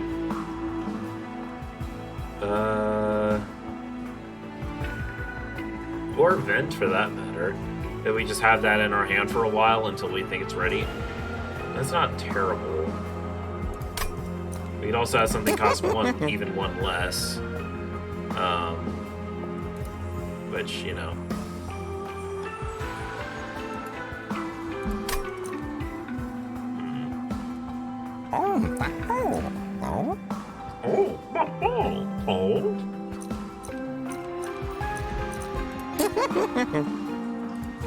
We could do it on Channel Song, make it just cost less. Because we had it get +1 from that. So if we put Emberstone on it, we'd basically just be removing Consume from it and not changing it otherwise. Yeah, that's not a bad idea. I mean, we could do it to that, but it's a little excessive at that point. I'll call that good. We can save other stuff for later. Okay, Arcus Darkness Incarnate. Using unknown ancient powers, Arcus summons shards of the divinities to halt your advance.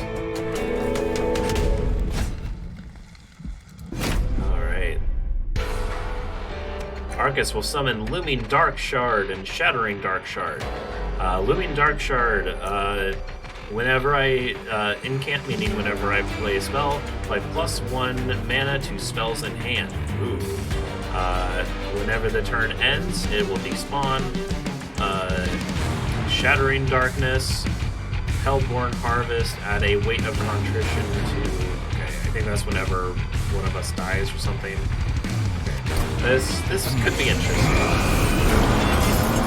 Time to rid the realm of your filth. I can't really do that too well. Okay, cannot attack, apply. Yeah, okay, that's fine. Boom. Boom. Apply a Rage 4 and Armor 5. There we go. And, ooh, let's actually use Sting on this. Okay, apparently. Wait, why can't I? Oh, cannot be damaged or targeted in any way. Okay, interesting. So it's just there to give me a debuff. Got it.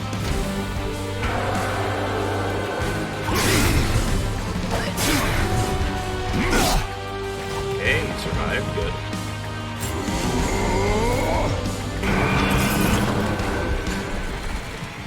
Okay, so triggers when one of your units dies on this floor. Add a weight of contrition card. Add a weight of contrition card to the top of your drop pile. Okay, and a weight of contrition card is just something I'll need to get rid of.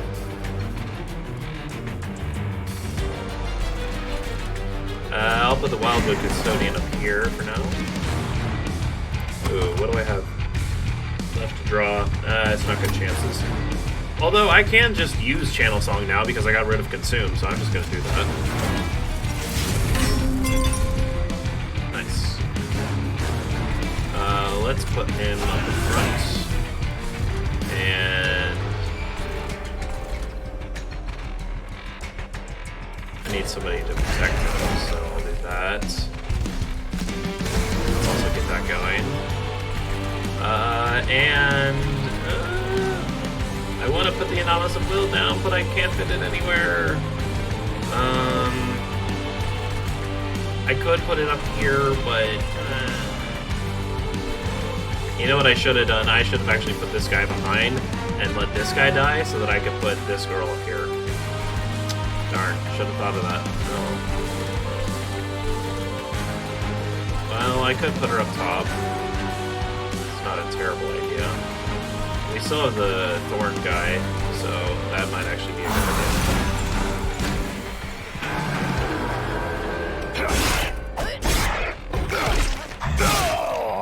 Oh, nice, they killed him. Nice, nice. Okay. Looming Dark Shard. Okay, so watch out for spells. Thorn Hollow, there he is. Oh, but okay. Well, actually, kind of wish we didn't have the armor 5 now because I can't just kill this guy. Oh well. That's fine. That's fine. So you should rage on this girl actually.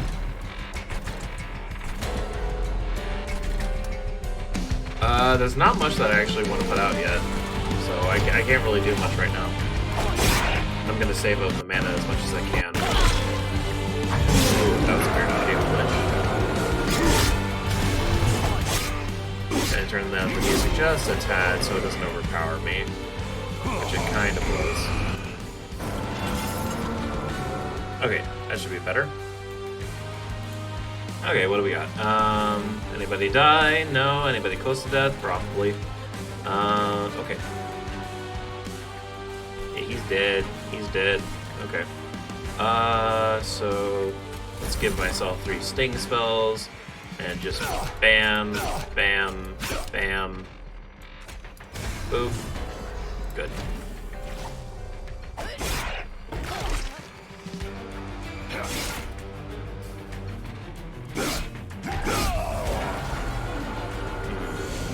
This could get dicey. Give her the rage. She's all the rage these days. Ooh, I should actually not play my stings, even though I have a bunch of them.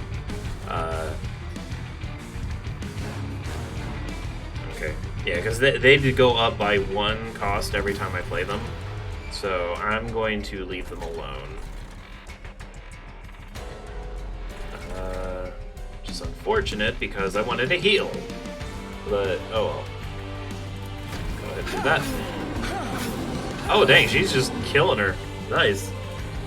What's funny is that you are actually able to kill the boss before all the waves are complete. And if you do, then you just win. I've done it once before, but it's so weird. Let's give her the rage. Man, nobody's died yet. Okay, he will die, but unfortunately he's going to go into discard pile soon. Go ahead and play that sting. And end my turn. Yeah, not much I can do otherwise. Kind of just waiting for the next opportunity. There you go.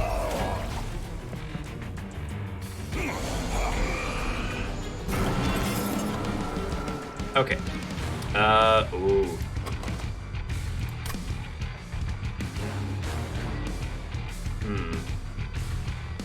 This could be interesting.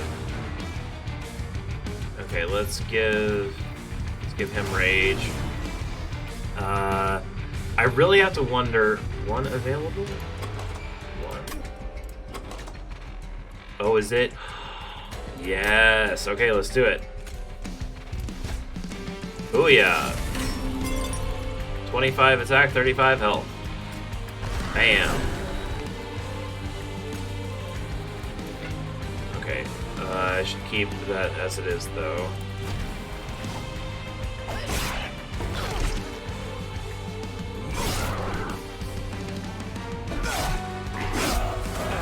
He just took off my arm. Okay, here we go. Now it's me versus them, and he is... that's a little anticlimactic, but let's try to destroy this boyo. Do that. And we're not going to use the purge, so we could save it. Do that. 10 damage, whoa.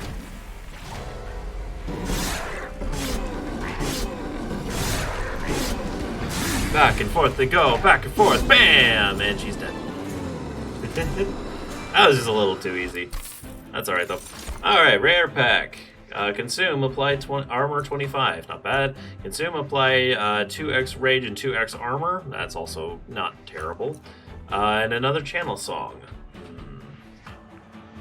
Let's get the Spike of the Hell. Well, giving armor might be nice. Especially in a pinch. Especially since it only costs 1. That could be nice in a pinch. And we already, I mean, we have the vents, but rage and armor is not bad.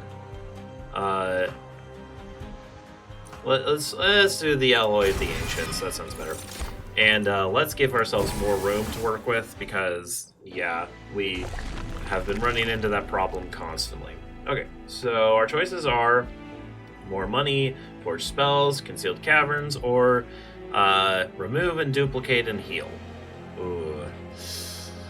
I love duplicating rare cards that are really good, like Channel Song, for instance. That might be worth it, actually. We could get something interesting in the Concealed Caverns, but I think it's more worth duplicating a good card of ours, such as Channel Song. And let's see if we want to remove anything. You know, Inflame is fine, but I might want to remove that.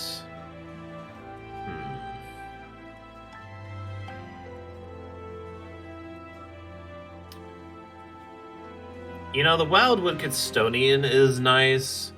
Well, yeah, I he can stay. He can stay.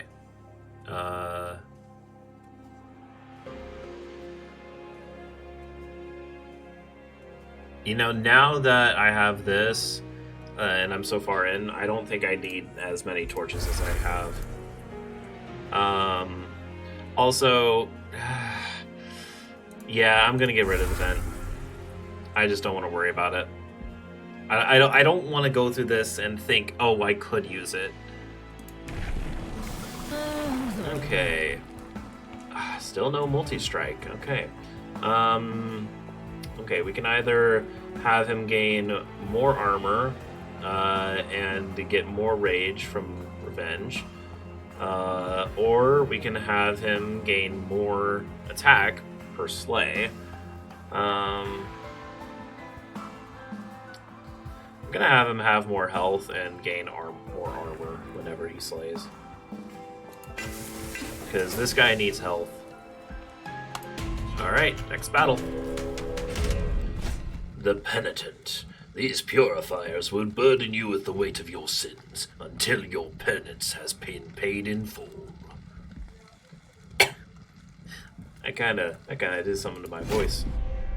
Or my vocal cord, whatever. Okay. So, Hornbreaker Prince as usual. And we do have the Thorn Hollow drawn, so let's do that. And let's put out the Wild Custodian just cuz. Next, let's also put the Animating of Will up front and fire a Sting. And guess what? We spent no mana that turn. That's so nice.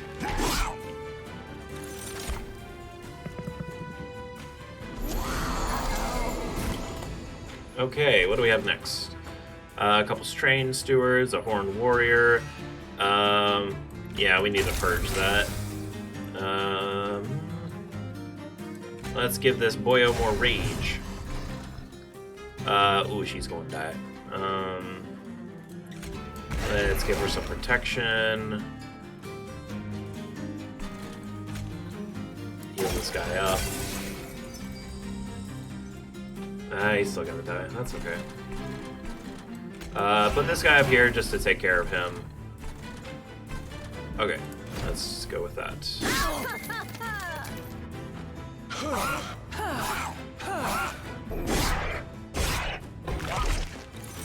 Okay, not quite.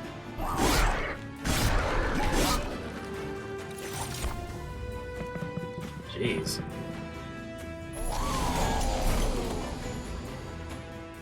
Alright, channel songs, let's go. Yeah, let's get rid of...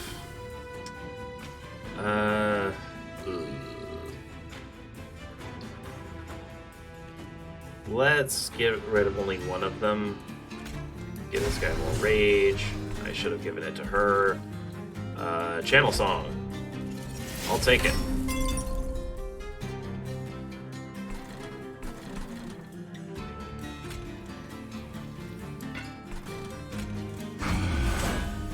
And channel song. Okay, fine.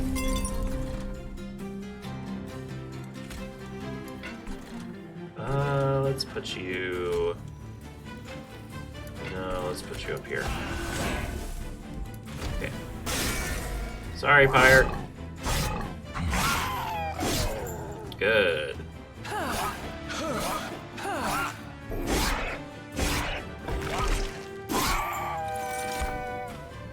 Jeez. They keep on giving me those.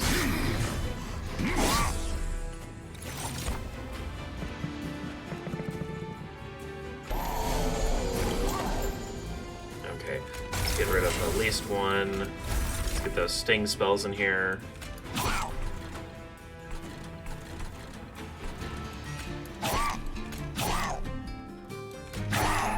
There we go. Nice. Yeah, let's get rid of the other one, just so we don't take any more damage.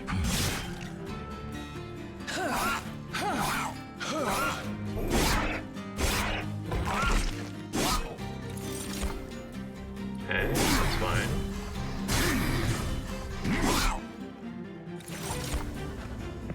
Alright, these self-mutations, or whatever they're called, self-mutilation, yeah, those are not fun.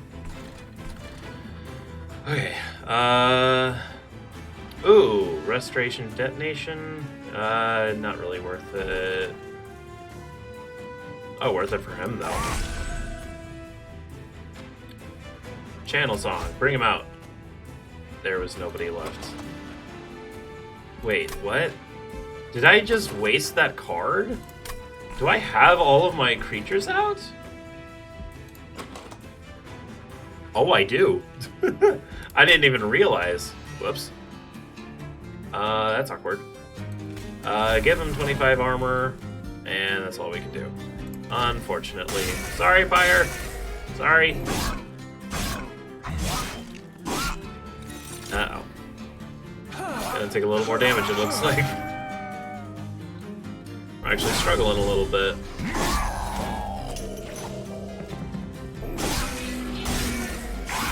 And they're gone. It's nice that the Pyre gets upgraded every time. Or every time you fight a boss, that is. Okay. I'll use these so I can draw more next turn. Give him a little more health.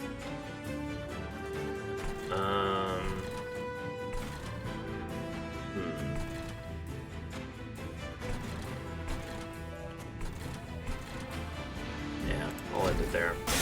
Oh. I really should have done that.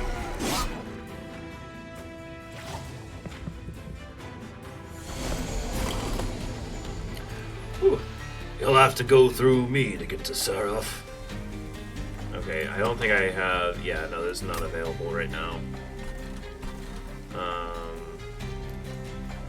Oh, we're gonna win. Cool.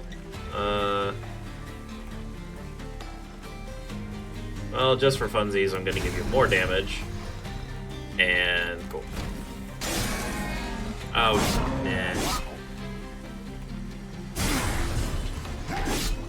Back and forth and back and forth. One after another they go. When will they stop? Until one of them dies.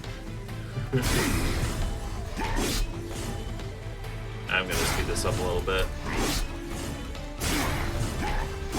There we go. Alrighty. Easy.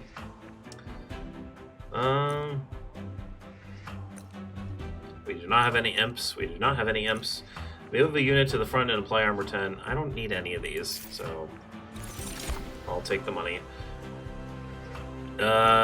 Restore 30 health and apply regen 3. That's not terrible. Restore 10 health and to a unit and descend it. I'm actually going to take that because there are now times when I want to descend units. So, okay. Looks like either way we're going to be able to buy some artifacts. We can duplicate, remove, and forge your units better. Or we can restore 20 Pyre health, forge our magic, and gain 75 coins. We're going to go this way. Let's forge first. Upgrade a unit with Rage 7, upgrade a unit with 25 health, upgrade a unit with Endless. When this unit dies or is eaten, return its card to the top of the draw pile. This can always be good, usually with Imps, because Imps have a low health, and there are some that just give you a lot of benefits. Like there's one that just gives you 4 mana, and especially with the Unbroken Horn, that could be really busted. Let's see. Is there anybody that I would want to give Endless to? Maybe this guy, but I mean, it's not really a huge requirement. Rage 7. I mean, that would be decent on Anonymous of Will, but we can't do that anymore.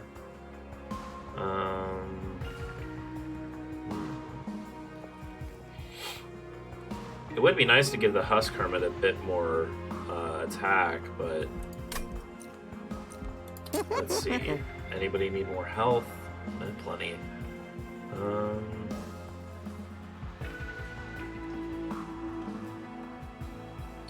Let's actually give the Horned Warrior more health. That way he's kind of a more average fighter. And then let's re-roll. 5 attack, 10 health, 25 health, and another quick. Ooh. Ooh.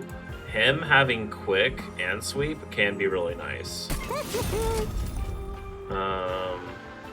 Let's also give him Battlestone.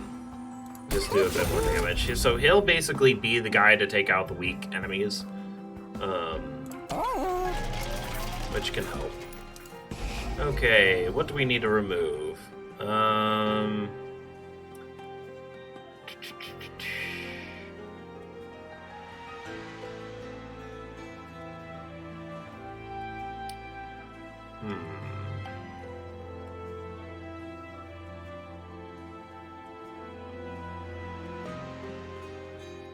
You know, these restores don't really do much, so I'm gonna take out one of those. I think Inflame is fine, actually, the way it is. Doesn't do much, but it's fine. Yeah, that's fine. Okay. What card do we want to duplicate? Do we want to get another Anomalous of Will? I definitely want to do a unit. Could get another Thorned Hollow, but that's probably fine if we don't. You know, our Anomalous of Will is one of our strongest non-champion units, so let's do that. And let's get an artifact. Summon abilities trigger an additional time. That would be fine if we had summon abilities. Your Pyre gets 40 more health. Steward unit cards get +5/+5, damage, shield, and multi-strike 2. Or 1. I do have 2 more of those, which can be nice. Damage, shield, nullify the next source of damage. That's not terrible. And I don't think I'd be able to afford something if it came around again. Or if I re-rolled. So I'll take that and go. Oh, and we're at the final boss. Right. Okay. Just going over this again to make sure there's nothing that we want to get rid of.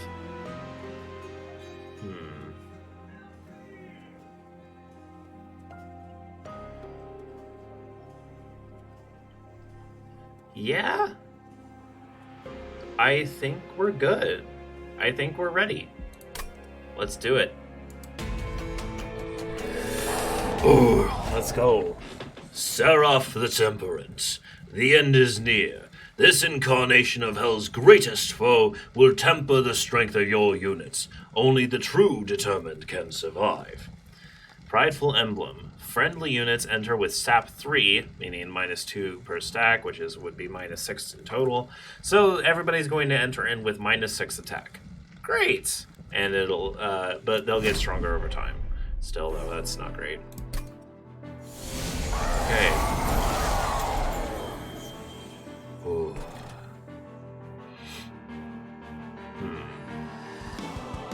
Let's try to take out people as quickly as possible. And just have this combo going. And we'll put this guy up here for later. I'll use this guy whenever I can access him, but right now that's not entirely possible.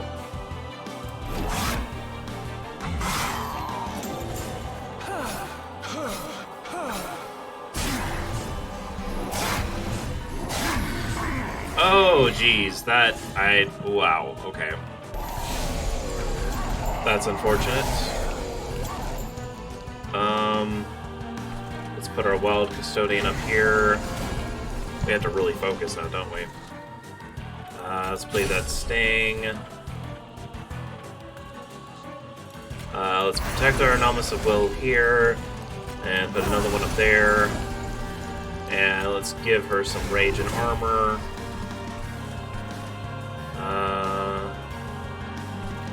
There's nobody I can outright kill. Okay, that's fine. Okay. Oh, no! Oh, no, no, no. Ugh. Jeez, they are really coming in hot.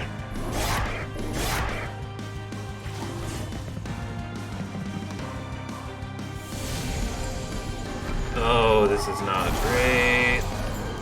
Ugh. Channel song. Do we have any available? We have 2 available. What are they? Our trained stewards.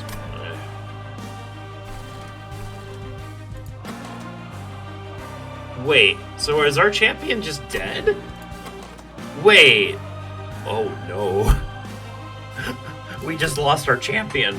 I didn't realize that was permanent. Oh dear. Oh heck. Oh, golly gee willikers. That is not good.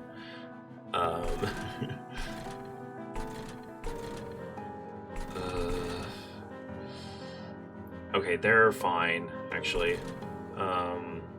She is not fine.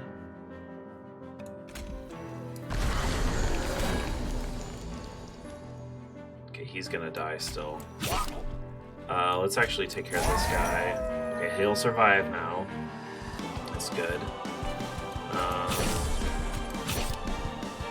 We need to bring out one of these guys.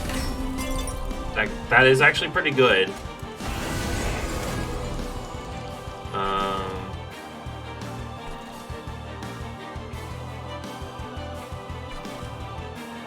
Let's do this and take out the front guy. Okay, they're all going. Well, somehow he's not. I'm just gonna do that. Okay, now they're all gonna die. Good. He's just gonna take some damage, but they're going to survive. He's going to survive, but he's not gonna do too much damage. That's fine. Let's see how much. 120 damage to the front unit. I still need to save that for him. Our pyre is going to take quite a bit of damage here.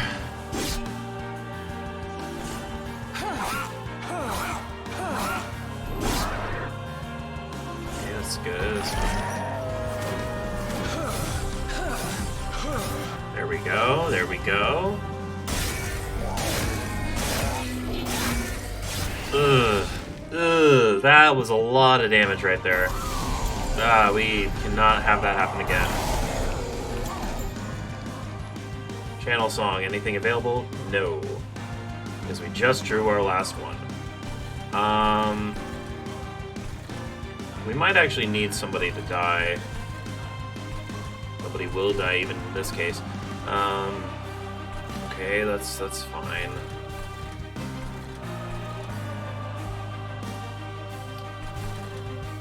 Let's take out this guy. Just, yeah. Restore 10 health to a unit and descend it. That's not bad. Well, 10, that would kill her.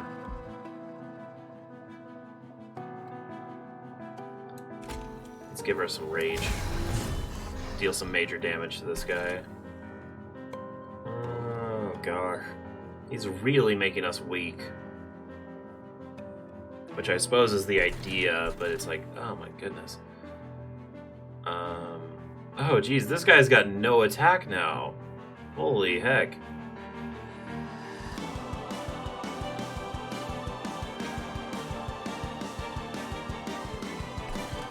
Yeah, okay.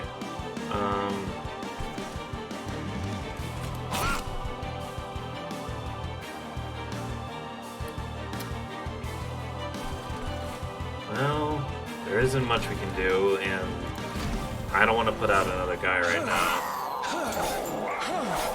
I actually really want to utilize our channel songs, so I kind of actually want people to die, as cruel as that sounds. Oh, jeez. I really don't like it when he does that. Okay, let's go ahead and get this guy up. Good. Let's actually put him... yeah, put him in the front for now.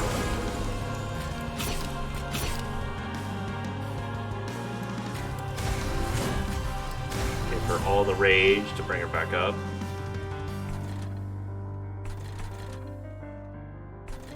Okay. Let's try this.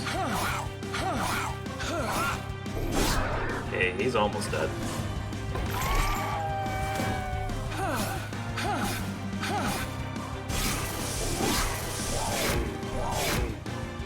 Nice. Nice.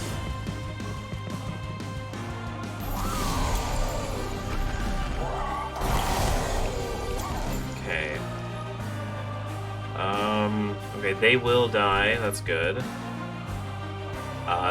They will also die, which actually is fine for our case.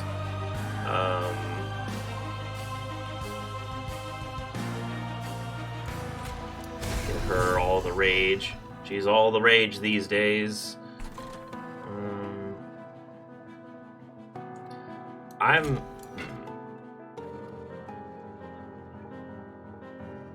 gonna let you live, actually, because I want you to kill these guys. Okay. Actually, you know what I'm going to do? I'm going to do that. That. Purge. 120 damage, let's go. And another sting. Okay.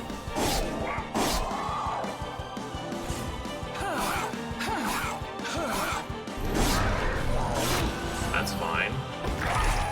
Hopefully we draw Channel Song next time.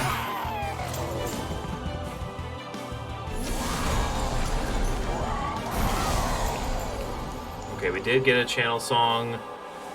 Wait, 0 available still? Did we draw both of them?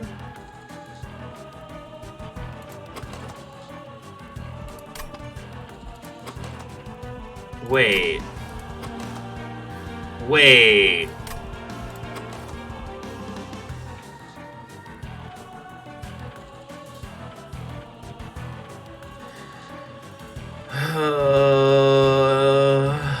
Oh no.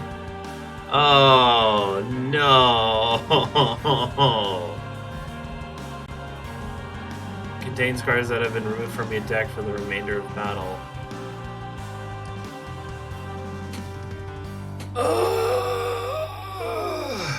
Jeez,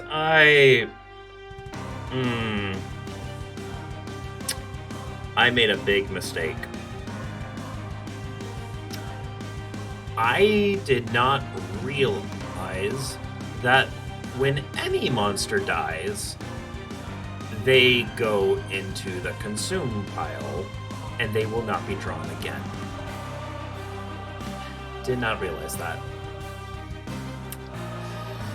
I don't know if we can win this now, actually, but we're certainly gonna try.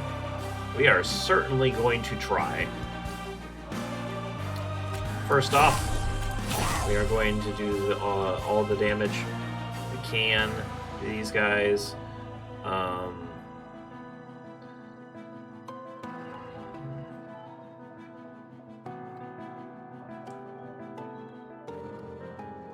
point in using that. Okay, ooh. Yeah, let's see. Who needs the heals more? You do. That's a good amount of damage. And let's give you... Wait. Give her the rage. That's all we can do. Okay, that's going to take out a lot of them.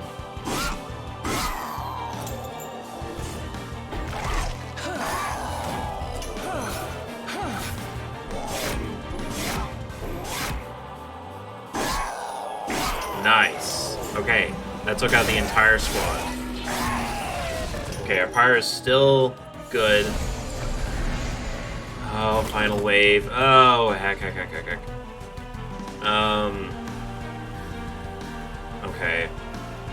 Just give her all the attack.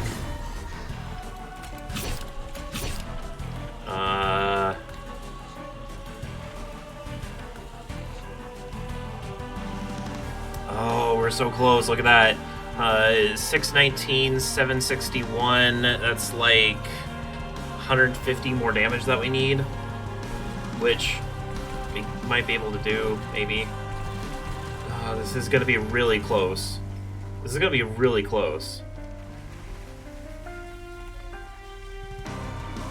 Let's just give her more rage. Just do more damage as much as possible. That's all we can do. Go ahead and fast forward this. Take them out.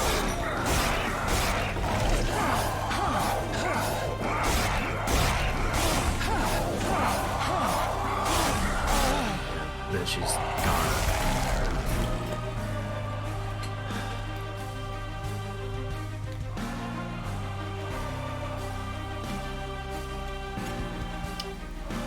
Goodbye and good night.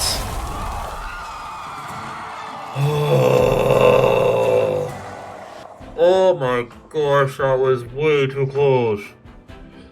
Oh goodness. Wow. I cannot believe I made that, actually. That was way too close. Okay, good to know that when units die, they die forever. Thanks for letting me know, game. They probably did, I just didn't remember. Oh, jeez. And it'll let you know your score.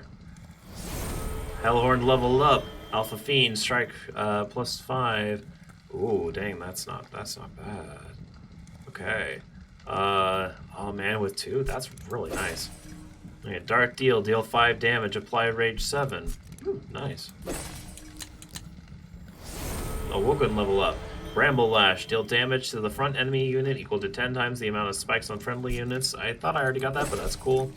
Thorn Cashing, sting spells get +10 magic power and piercing. Ooh. That's not bad. Whitleton, you unlock the Exile champion for this clan. You can now choose to start runs with this champion and their starter card. Let's go. Yep. And here's the good old level up screen. Or, like, to see how far you've progressed on a few things. Yeah. I've played a few games. Okay, well. Oh, well, that was intense. I'm going to end the stream here. Thank you all for tuning in. This was a lot of fun. I'm glad that I was able to finish that run cycle. I will, of course, be streaming tomorrow around the same... Actually, no, I will not be streaming tomorrow. There is a schedule change. I will not be streaming tomorrow because I have birthday plans. It is not my birthday tomorrow, sorry. My birthday was actually in late December. However, we were not able to celebrate it how I normally celebrate it, which is we go down to a big city, and we kind of like go to the mall, watch a movie, and just generally hang out and have fun with a few friends. We are going to be careful because of certain current world events. And I mean, me and my friends are generally careful about that kind of thing, so I'm not terribly worried. But yeah, so tomorrow I will not be streaming, but on Thursday I will be, as well as Friday. I'll try to figure out what I'm going to do next. I'm probably going to animate maybe a jump of some kind. I could also try to animate like a lighter punch of sorts. Something there's a lot of animating that I'm going to be doing over the next while. But I think once I do the jump animations and such, I'll probably try to import them into Unity and work from there just to make sure that they work. And then once I know that they do work, then I will continue. So, with that being said, once again, thank you all for tuning into the stream today. I really do appreciate it, no matter how many viewers I get or followers or whatever. I do somewhat enjoy streaming. I mean, I enjoy it. I should say I enjoy it. I enjoy streaming. And it's a good excuse to have me to actually be productive and such. Yeah. Thanks again. Tell your friends and all that. And as always, I will leave the music on for another 15 minutes ish so you guys can enjoy the music. But otherwise, see you later. Bye.